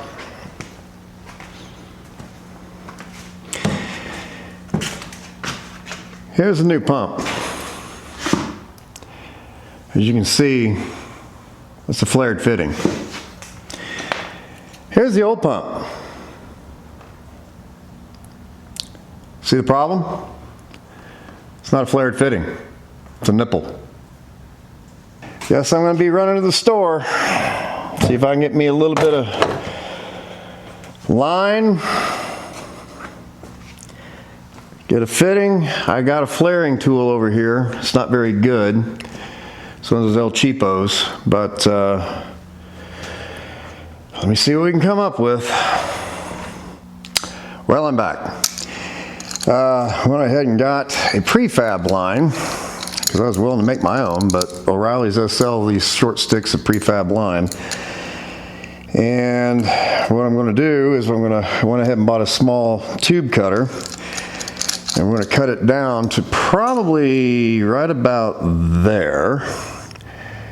And that'll give me enough room to bend it to where I need it to go, or even if I just want to go straight onto the line with it. But I think I need to bend it up and up this way. We're going to find out, and we'll go from there. Well, guys, I got it put back together, and it was leaking, but now it's not. Not that I can see anyway. That only took 2 hours. Afternoon. It is the next day, and I technically have not had a late start in the day. I have done a few things off camera since I checked in with you last. As you can see, the car's up in the air. I was doing a little bit of cleaning up in the shop and everything like that. I've seemed to manage to lose one of my sockets, and that's driving me crazy. But I'm pretty sure it'll show up at some point. But noticed a new issue with the car, because we have the drain pans underneath, and I know the transmission leaks, so the drain pans were full of transmission fluid, so I went ahead and cleaned those and everything like that. And then I was inspecting a few things on the car, and I discovered something, and I want to show you real quick what I discovered. All right, we're underneath the car. So I have a piece of rag or paper towel here to kind of stop the drippage that's going everywhere, but I want to show you. If you grab the rear yoke and U-joint, you can actually move it pretty significantly, and it actively leaks when you push it up. You see that? Not good. Not good. That tail shaft seal is shot. If I'm not mistaken, I think there might be a bearing back there. And if that's shot, I don't know if we're going to be doing any transmission work to this thing, guys. I really don't know. And the pan gasket is still leaking fairly decently. But on the plus side, I did come in and fix that correctly. I forgot I did not do that. So we did that earlier today. Did that off camera, nothing exciting. And the rest of the day was spent trying to clean up and get prepared to install what came in the mail from Rock Auto. These are the front brakes for a 72 to 76 Chevrolet Impala. And up there in that box is the conversion kit to make that work on that. Because we got some nasty weather coming a little later this week, and I'd like to get this thing out of the shop and get my truck in here if I can. I do have a plan B on that if it doesn't work, which probably won't. This car has fought me every step of the way, even as something as simple as putting that fuel pump on this thing. I created new cuss words that nobody in the world has ever heard. I almost threw tools through my shop bay door. I mean, I was that mad. I do get mad. Sometimes you have to walk away. And but I got it on. I persevered. Probably shouldn't have. And I think when I got mad, I might have kicked tools somewhere. I got one of my sockets missing, and I simply cannot find it. A 9/16 half-inch socket. All right, guys, let me stop yapping, start wrenching, and we'll go from there. Real quick, guys, I want to show you that you'll notice that the poverty chrome on the cowl is now gone. That took an hour. Don't use poverty chrome on your car, guys. Just don't. Because when you go to take it off, it comes off in these little bitty shards about the size of a grain of rice. And by the time you're done getting that stuff off your car, you're ready to burn the car to the ground. Seriously. Don't use it. All right. Let's move one notch over.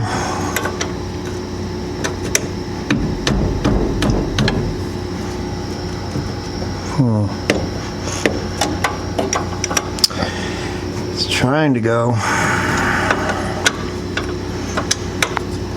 Hopefully I'm not twisting. Yeah, it went. Okay. Okay, now it's done. You know what? I should really put that back where it belongs. That goes in the back of the intake over there. I never put it back.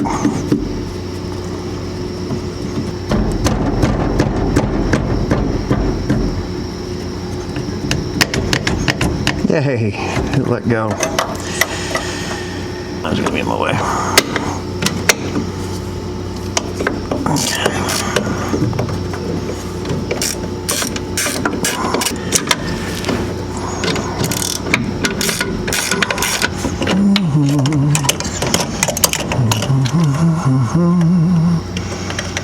In there.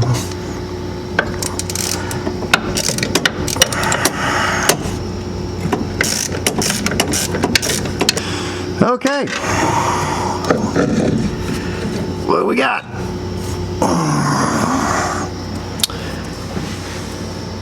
Well, shoot, that ain't bad at all. That ain't bad at all. I could probably still use that. Well, it's got a little bit of corrosion. Let me show it to you. So we got a little bit. That little bit of corrosion right there at the very bottom of that lip. I mean, it's not hardly anything at all, really. But this Master, probably nothing wrong with it. So, I might keep that, but we're gonna go with the new one. Well, guys, just looking at it, you can see right there's some evidence of it leaking.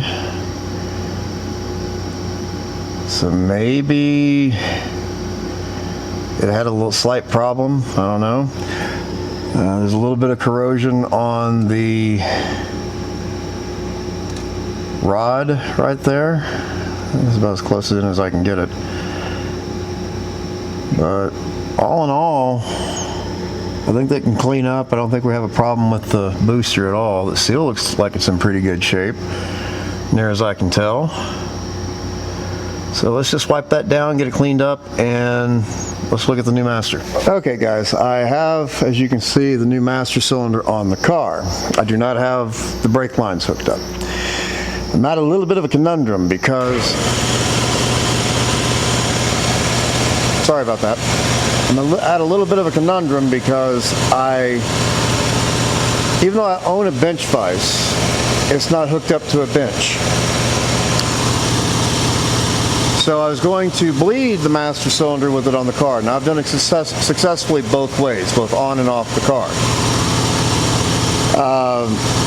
The only problem is I don't have a master cylinder bleeding kit that comes with the hoses and the plugs and everything like that, and I don't have anybody else here that can press the pedal while I hold, the things down, do that trick. And even if you do it that way, it does give you brakes, but does it give you all the brakes? No, because there's still going to be air in that master cylinder.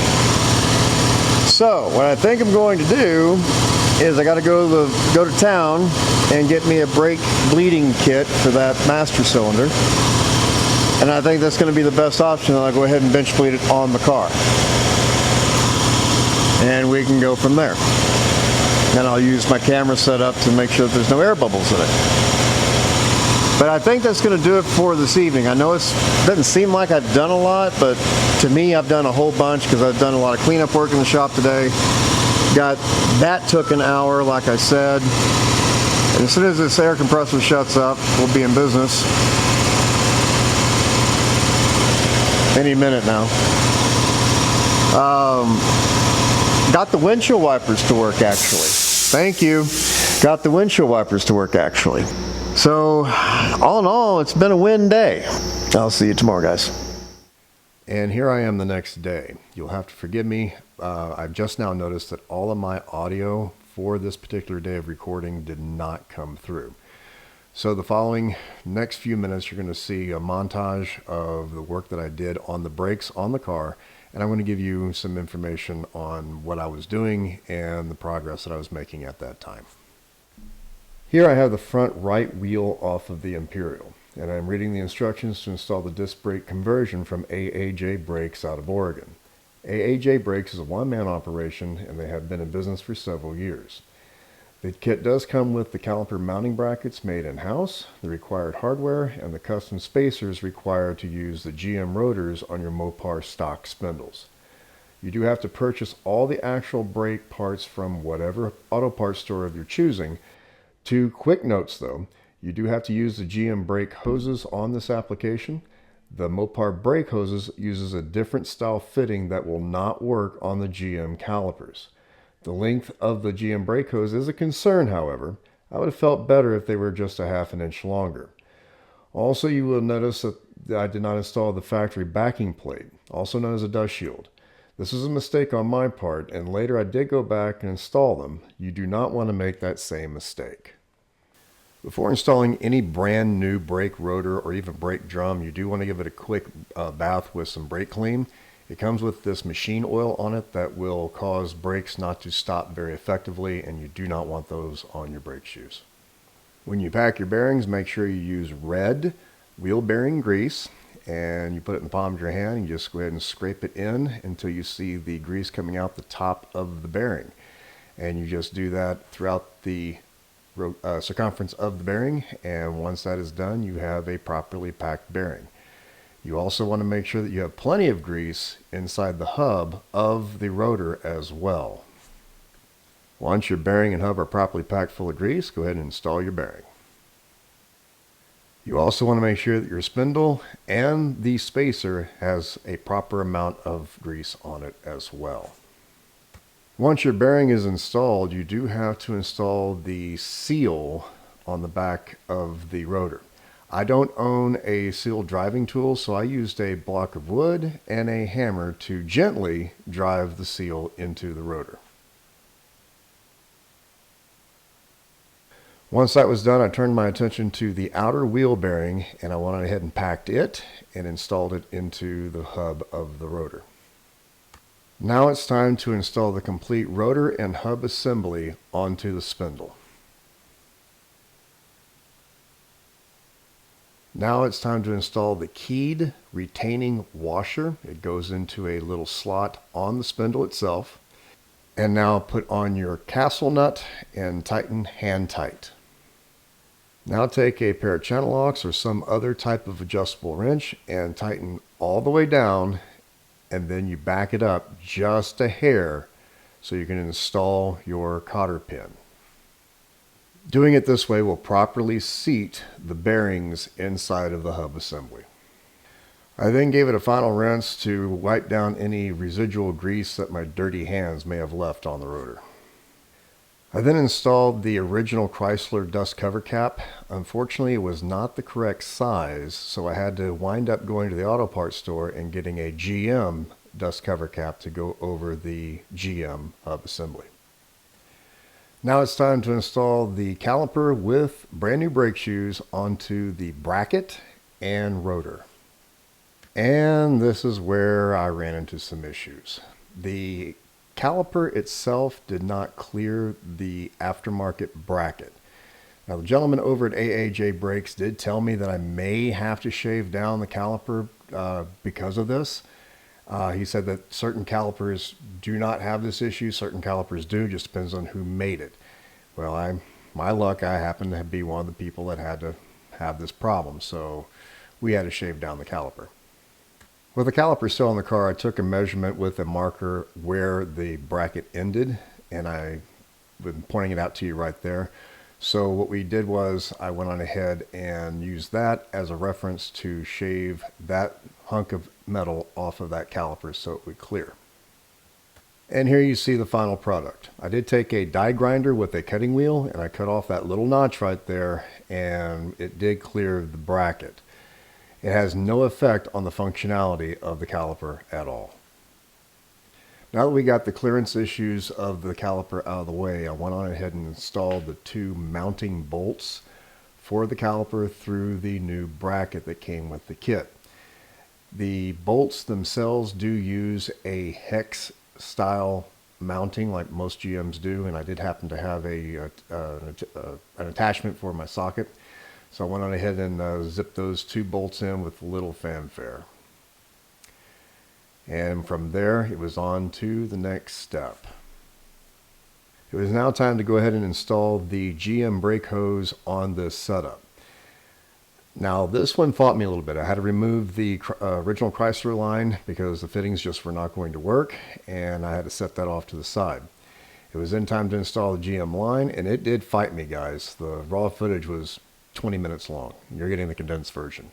But ultimately I did get it on, and it functioned pretty well. And here we have the final product. It was rinse and repeat for the driver's side, and we went on to the next thing on the car. Hey guys, it is the next day. I've been out here pretty much since 10 o'clock this morning hanging that other brake and going over a few things, and I ran into a couple issues that I had to sort out. Nothing major. That side went on pretty much like this one did, but I was looking at the geometry of the brake hose. I'd feel a lot better if this brake hose that I bought were about an inch longer. I know I'm not the first man to say that. Anyway, the reason why I say that is because, well, let me get you in here and I'll show you. But as you can see right here, if it will focus, come on, focus. Yeah, that's a little more bendy than I want. If we're up about an inch or so and we're like that, I'd feel a lot better about it, but it is what it is. Same thing on the other side. I've turned the wheels to the right, to the left. I don't think it's going to affect it too bad. Everything clears. But let me show you the other side that we did. So everything went on pretty much the same way. Same thing over here on the bend. Kind of painted everything up, made it look pretty presentable. We're gonna get the underside done now. I'm gonna go ahead and hang that other brake line back there. And yeah, we should be getting ready pretty close to bleeding the brakes. I do want to pop those rear wheels off as well. Look at those wheel cylinders before we get too hot and heavy into all this, and we will, yeah, go from there, and then maybe at that point get ready to bleed some brakes. Okay guys, remember when I said earlier that in the 50s, 60s, and 70s, the manufacturers, they put on the right-hand side of the vehicle, standard, what we use today, threaded lug nuts and studs. And on the left-hand side of the car, they use reversed. Well, by the time these rotors and everything were made for the cars, they didn't do that anymore. And I was wondering why my lug nuts didn't fit. So, yeah, these are the same thread as everything else. They're not reverse tapped. So I was trying to use those old lug nuts and I couldn't figure out why they weren't going on. And then it dawned on me, hey, stupid, they're not reverse tapped. So what I should do to prevent from any confusion is go ahead and knock those out on that one and, you know, have them matching all the way around. But I'm not going to do that. Luckily, I had these in stock. I think they're left over from my 68 Polara. They're the wrong style. These are flat and not domed like I wanted for my Polara. But those work just to keep the wheel on. And I'm sending it. I'm not even going to worry about it. We're back underneath the car. This is the rear line.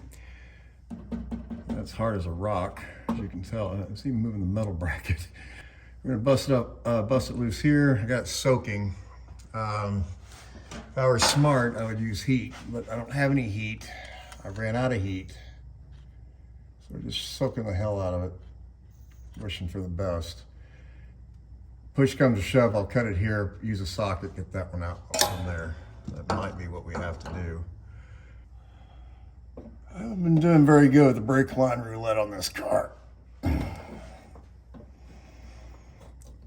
on.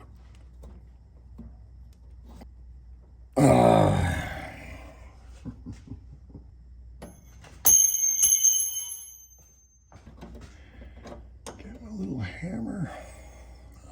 Ah, there we go. Okay.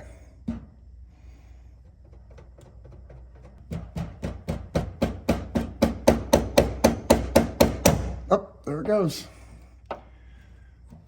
And we have fluid there. If you're curious to know, that's the part number for the rear. Yes, it's made in China. We got it off of Rocker Auto. And it broke. Lovely. I have another one. This one came off the green car. And this is 3HL. Do we have fluid? No fluid. There we go.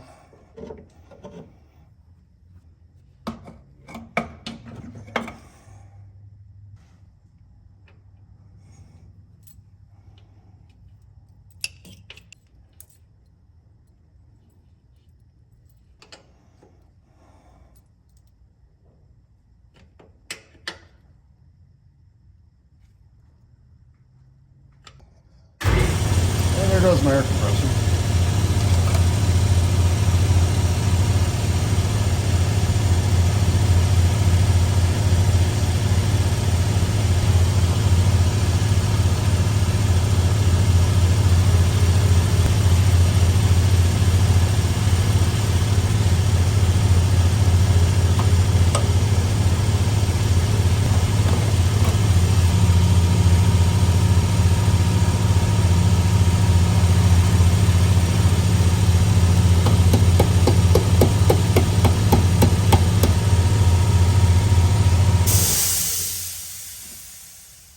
crazy thing, isn't it?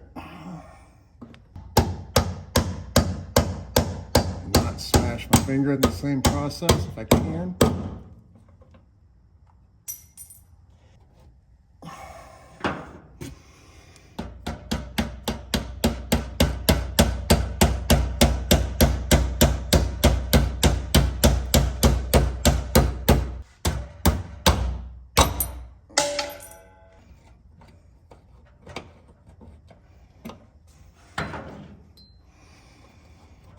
If it clips on, I don't care.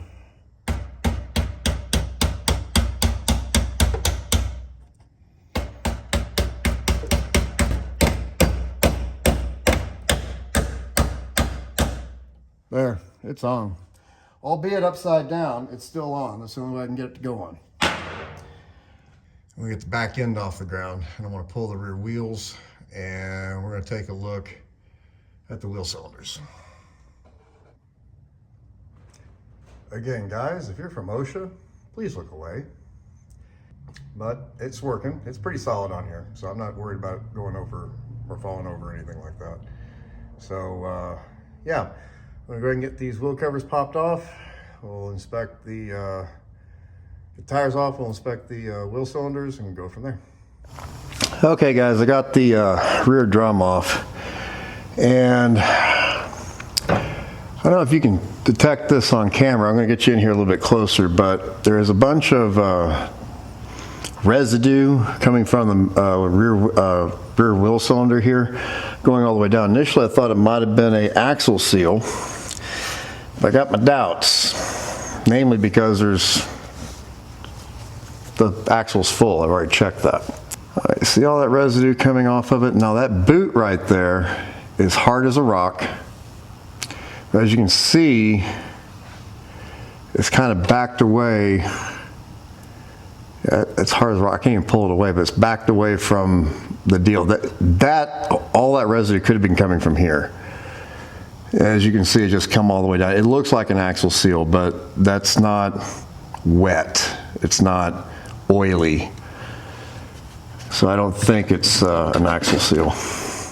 Took the air hose to it, which in itself was a slight mistake because dust went everywhere. But for the vast majority of that stuff, it came off. It came off dry. Yeah, I think just wheel cylinders will do. Now, the brake shoes themselves are a little on the thin side, but if I can make what's here function, minus the wheel cylinders, we're gonna run it. So I'm gonna just shoot some black in here, kind of clean everything up, and we're gonna stop tonight. Well, guys, it's the next day, I think. No, it's not the next day. It's the day after. Yesterday I got sick. That's right. Tap the brakes, if you will, on the brakes. We're going to put a pause on that for just a second. My voltage regulator is in. I want to see if we can make this charging system charge the battery, because I used that battery to run the winch on the trailer earlier, and I want to make sure that we're going to put a charge on the battery. That's the thought process in my head. And you have to forgive me, I'm now off my medication, because yesterday I was taking my new medication and it made me sicker than a dog, and I had to call the paramedics. I'm fine. But it was a reaction to the new meds that I'm on, and I'm off of them now, so I'm a little scatterbrained. So you'll have to forgive me. So we may be bouncing around for a while until I can get back on some decent meds. So with that being said, let's go ahead and get on this thing. Let's throw a voltage regulator in it, put the battery back together, fire it up, see if it's going to charge, and then we will go back to the brakes. Let's get started.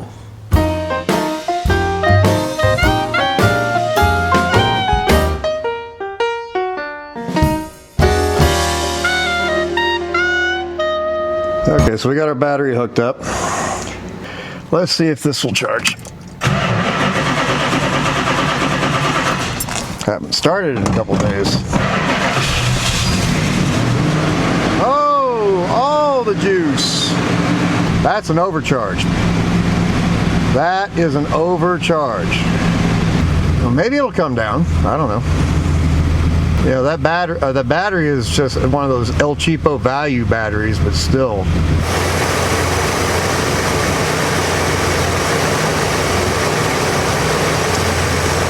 wouldn't call that an overcharge. It's high. But I ran the hell out of this battery earlier. Okay, well, I guess it's fine. So I'm going to try to do this without having to remove the entire brake assembly. So I'm just going to bust these springs loose, and hopefully that'll give me enough tension to pull this apart to where I can get the wheel cylinder off.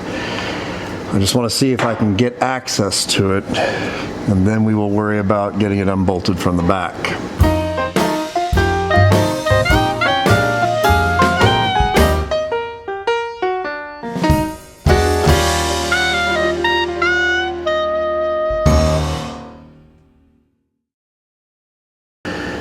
Yes,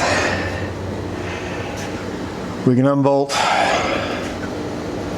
the wheel cylinder. Yeah, just like that, it came right out. 2 bolts. If we can get the cap off. Got a little bit of corrosion on that. That one didn't work. Ooh, we got juice everywhere. Well, there's juice in it. Let's get these cleaned up on the wire wheel real quick, and I'll be right with you.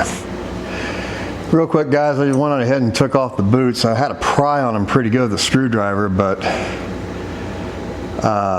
yeah. I'm glad we're doing this. So, and the shoes aren't terrible. I mean, do they have to be, should they be replaced? Sure. They have to be replaced within the next 4,000 miles? No. I think we can get away with running these. All right, let me finish getting these pins cleaned up, and I'll be right with you. Okay, we got our new wheel cylinder, excuse me. We're gonna go ahead and try to slap in these cleaned up pins. Kind of like so. And we're gonna get them on the shoe. There we go. Now let's get it bolted back in. What do I do with the bolts? There they are. Good news is I just started the brake line. Bad news is I just dropped the bolt and I didn't know where it went. Lovely. Give me a minute. Well, guys, as you can see, I jacked the car up. I did find the other bolt. That's a moot point. The other wheel cylinder. Couldn't get it to thread in. I couldn't understand why. It is a different size. She no fit. The bolt's too big.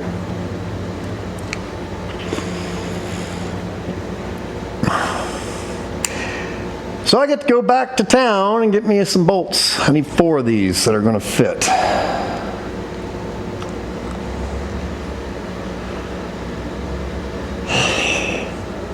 Why can't anything work? Well, I'm back from the store. I think I got something that might work. The old bolt I noticed was 3/8 inch long. You can't get bolts anymore that are 3/8 inch long. They're sold in 1/4 inch increments. So this one's slightly longer. So I got a flat washer, and then we got a lock washer that is similar to the one that we have already on the old bolt. Let's see if that will work. So I'm going to bring the car back down a few inches, and we'll see if we can get at least that one bolted on, and then we'll go over to the other side. All right, let me get the car down and let's get this thing done. Give me a second. I'm gonna give my 2 bolts. Slide underneath here real quick. And of course, that's in my way. Well, this might work, I don't know. Looks like that will bolt in. All right. That looks promising. Let me show you what I got going on in here. That right there is what we got going on, guys. So I think that will work. Let me tighten everything up and I'll be right with you. And just like that, guys, we got to put back together. But now we can go ahead and put the drum back on. So let's go ahead and do that real quick. Oh, you heavy sucker. Any luck, it goes back on.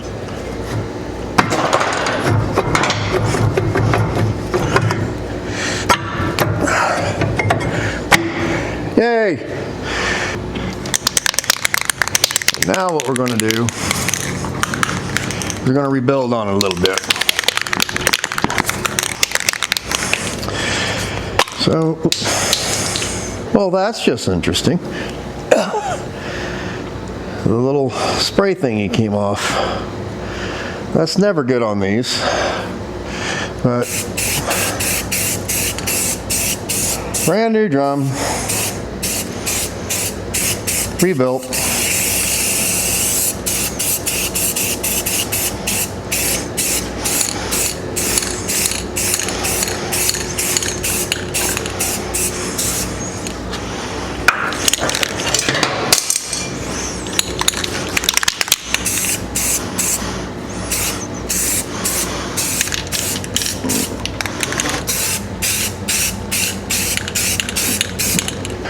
And we're gonna make sure the springs are rebuilt too.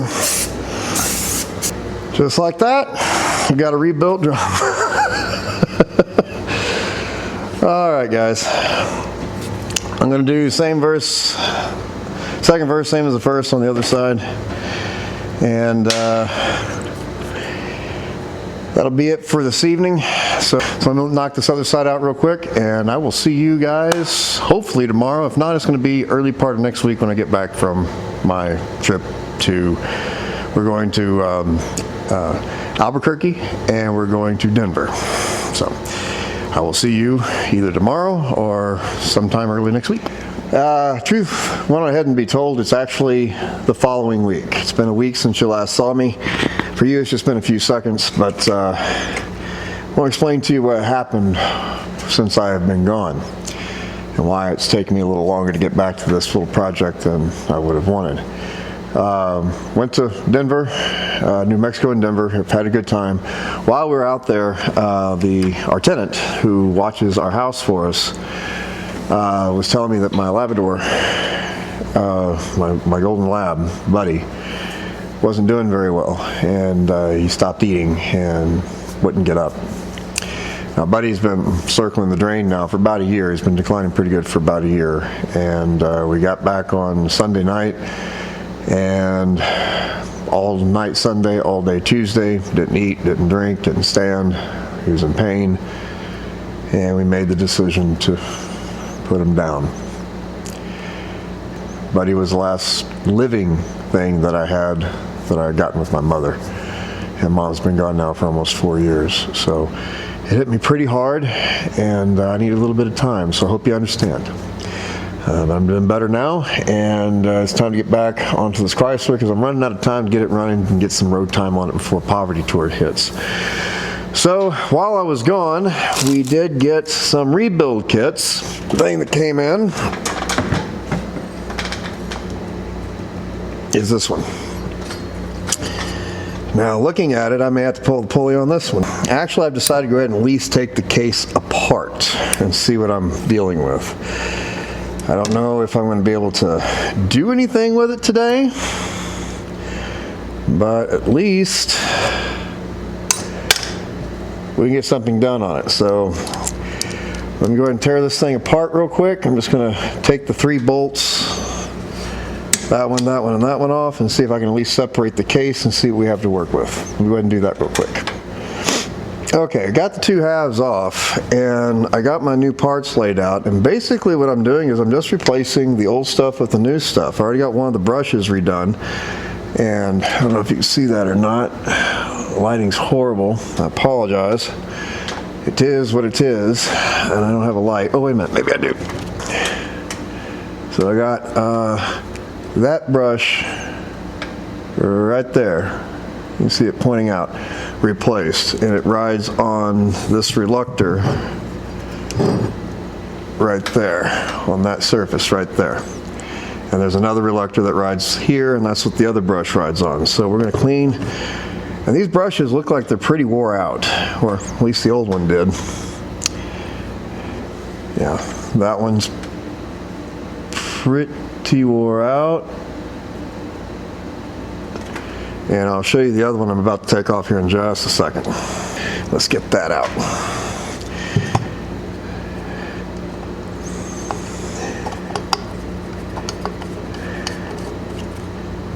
Take note of how this went in. This thing does come with, okay, so that slides off that way. Do I even dare using that? Yeah, I don't know if you can see that or not, but that brush is at an angle, it's wore off so much. So we're going to use, okay, it goes in like that. So this thing here, kind of like that. And this piece goes in like that. Snaps on here.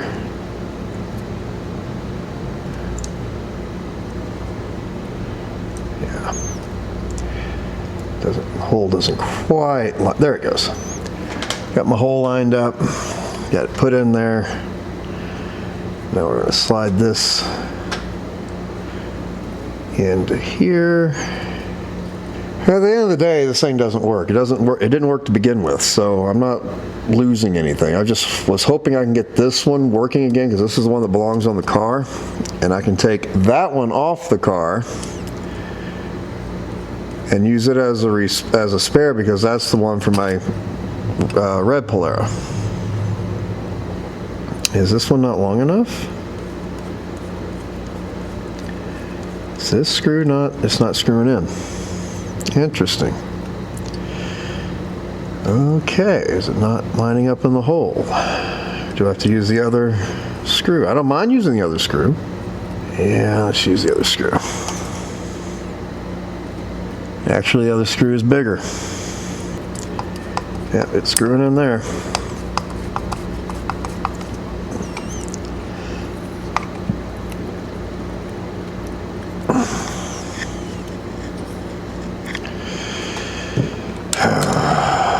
That one's on there pretty good. Ain't going nowhere. That one ain't going nowhere. Now the only two pieces that I have here are the bearings. Now,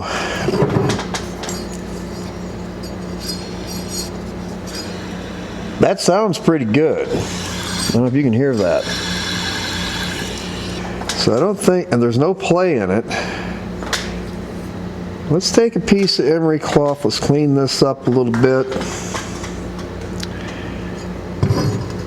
And we're just going to put it back the way it is, and hopefully it works.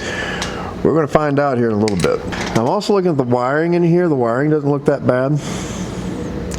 I don't see anything broken. You know, that looks pretty good. And it's pretty thick wire.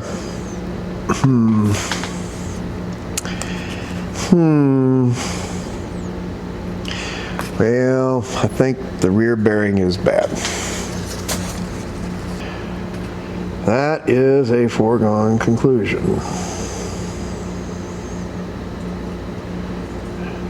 No slack in that bearing, and it's got full of fresh grease. So does this button come off? Is it pressed in from the back? Do we knock it in from this direction? How does that work? Let me consult the manual. I'll be right with you. Okay guys, here's what we're going to do. We're going to send this thing, but before we do, I'm not replacing that bearing. Just because I don't have the right amount of tools to do it. I don't know how to do it. I'd have to see a video or have someone instruct me on how to do it. I'm keeping the bearings just so I can have them. But what I'm going to do is I'm going to try to give this thing its best fighting chance. So I'm going to put a little bit of grease, high temp bearing grease.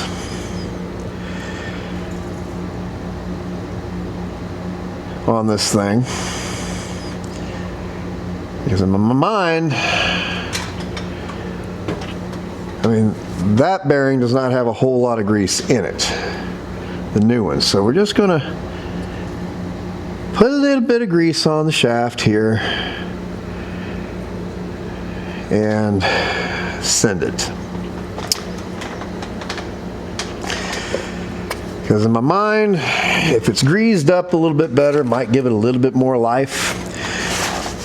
And I'm going to carry that other one with me just in case, because I trust that alternator. I know for a fact it works.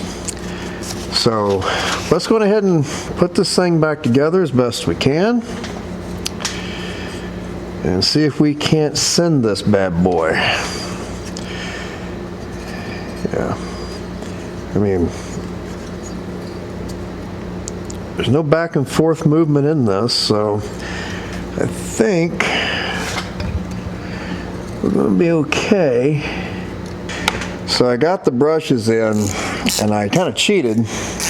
How I did the one that's on the side, is I put a zip tie around it to hold it in place while I put this back on it. So now what I'm doing is I'm just bolting it down, and then here in a minute I'm going to try to cut that zip tie and pull it through. Because I got the tail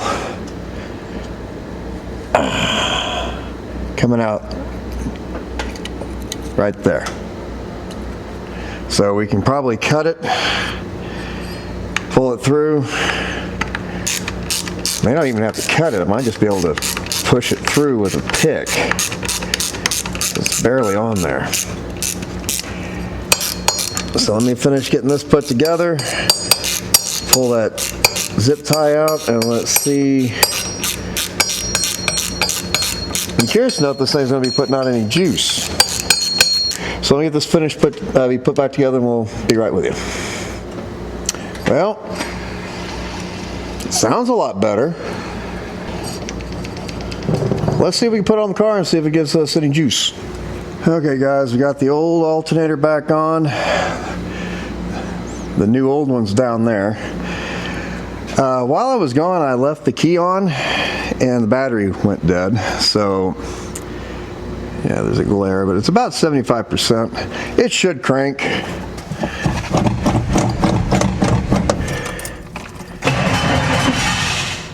What was that?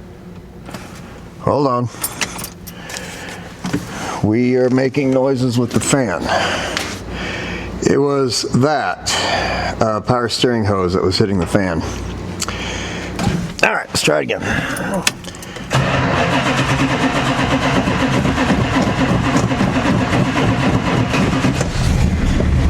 Oh, there it went. And it is charging. I don't know if you can read that or not, but it is charging. Well, it is charging. Let me see if I can, when you rev it up,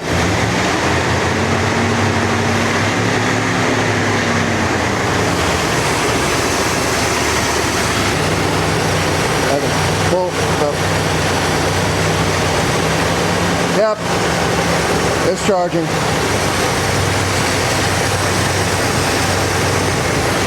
All right, I'll sign off on that. Well, at least I got that done today. The power steering pump, that's coming tomorrow. I'm also gonna screw with that a little bit, see what we can do with that. Well, I just popped the cover and it did suck down the front brakes. I did tap them a little bit, so that's to be expected. I'm gonna go ahead and top this off, and I'm going to see if we can just let it bleed, like gravity bleed. Let's try that real quick. Okay guys, it's kind of late in the evening. I took a break to go get something to eat because, you know, have to have dinner. And I just want to give you a recap of what all we've done today. Rebuilt the alternator on the car, so that actually works. Did flush the brake lines. So we got all the nasty out of it. It still has very little to no brakes, but it does have brakes if you give it about 7 or 8 pumps. I'm going to get some help out here tomorrow, and we're going to bleed the brakes properly. But what did come in is this bad boy right here. That is a tool I need to finish the bushing on the transmission and the rear seal. So we have that. I have my transmission service kit right down here. And we have this right here is the tool to do the shaft seal and the seal as well. So that's going to be on the game plan for tomorrow, is get the transmission buttoned up, get the brakes buttoned up. But yeah, guys, we're getting real close from driving this thing. The only other thing I got to do is I got to call AJ Brakes and see if I can run those dust shields. And if I can, I'm going to pull the front hubs off and try to retrofit those back on the car and put it all back together again. 3 months I've been working on this thing. 3 months. And I am tired of working on this car. But guys, I'm going to shut it down for the night. I'm tired. We'll be back at it early. Like I said, my goal by the end of this week is I want to move this car under its own power. Guys, thank you so much for watching. I do appreciate it. I know 2.5 hours is a little bit long to watch a video. And I wholeheartedly, from the bottom of my heart, really do appreciate all of you. And please like, subscribe, share, hype, all that good stuff. And even word of mouth. Tell your friends about me, even if they're not on YouTube. Say, hey, go watch this guy on YouTube. I greatly would appreciate it. Y'all take care, and I'll see you next one.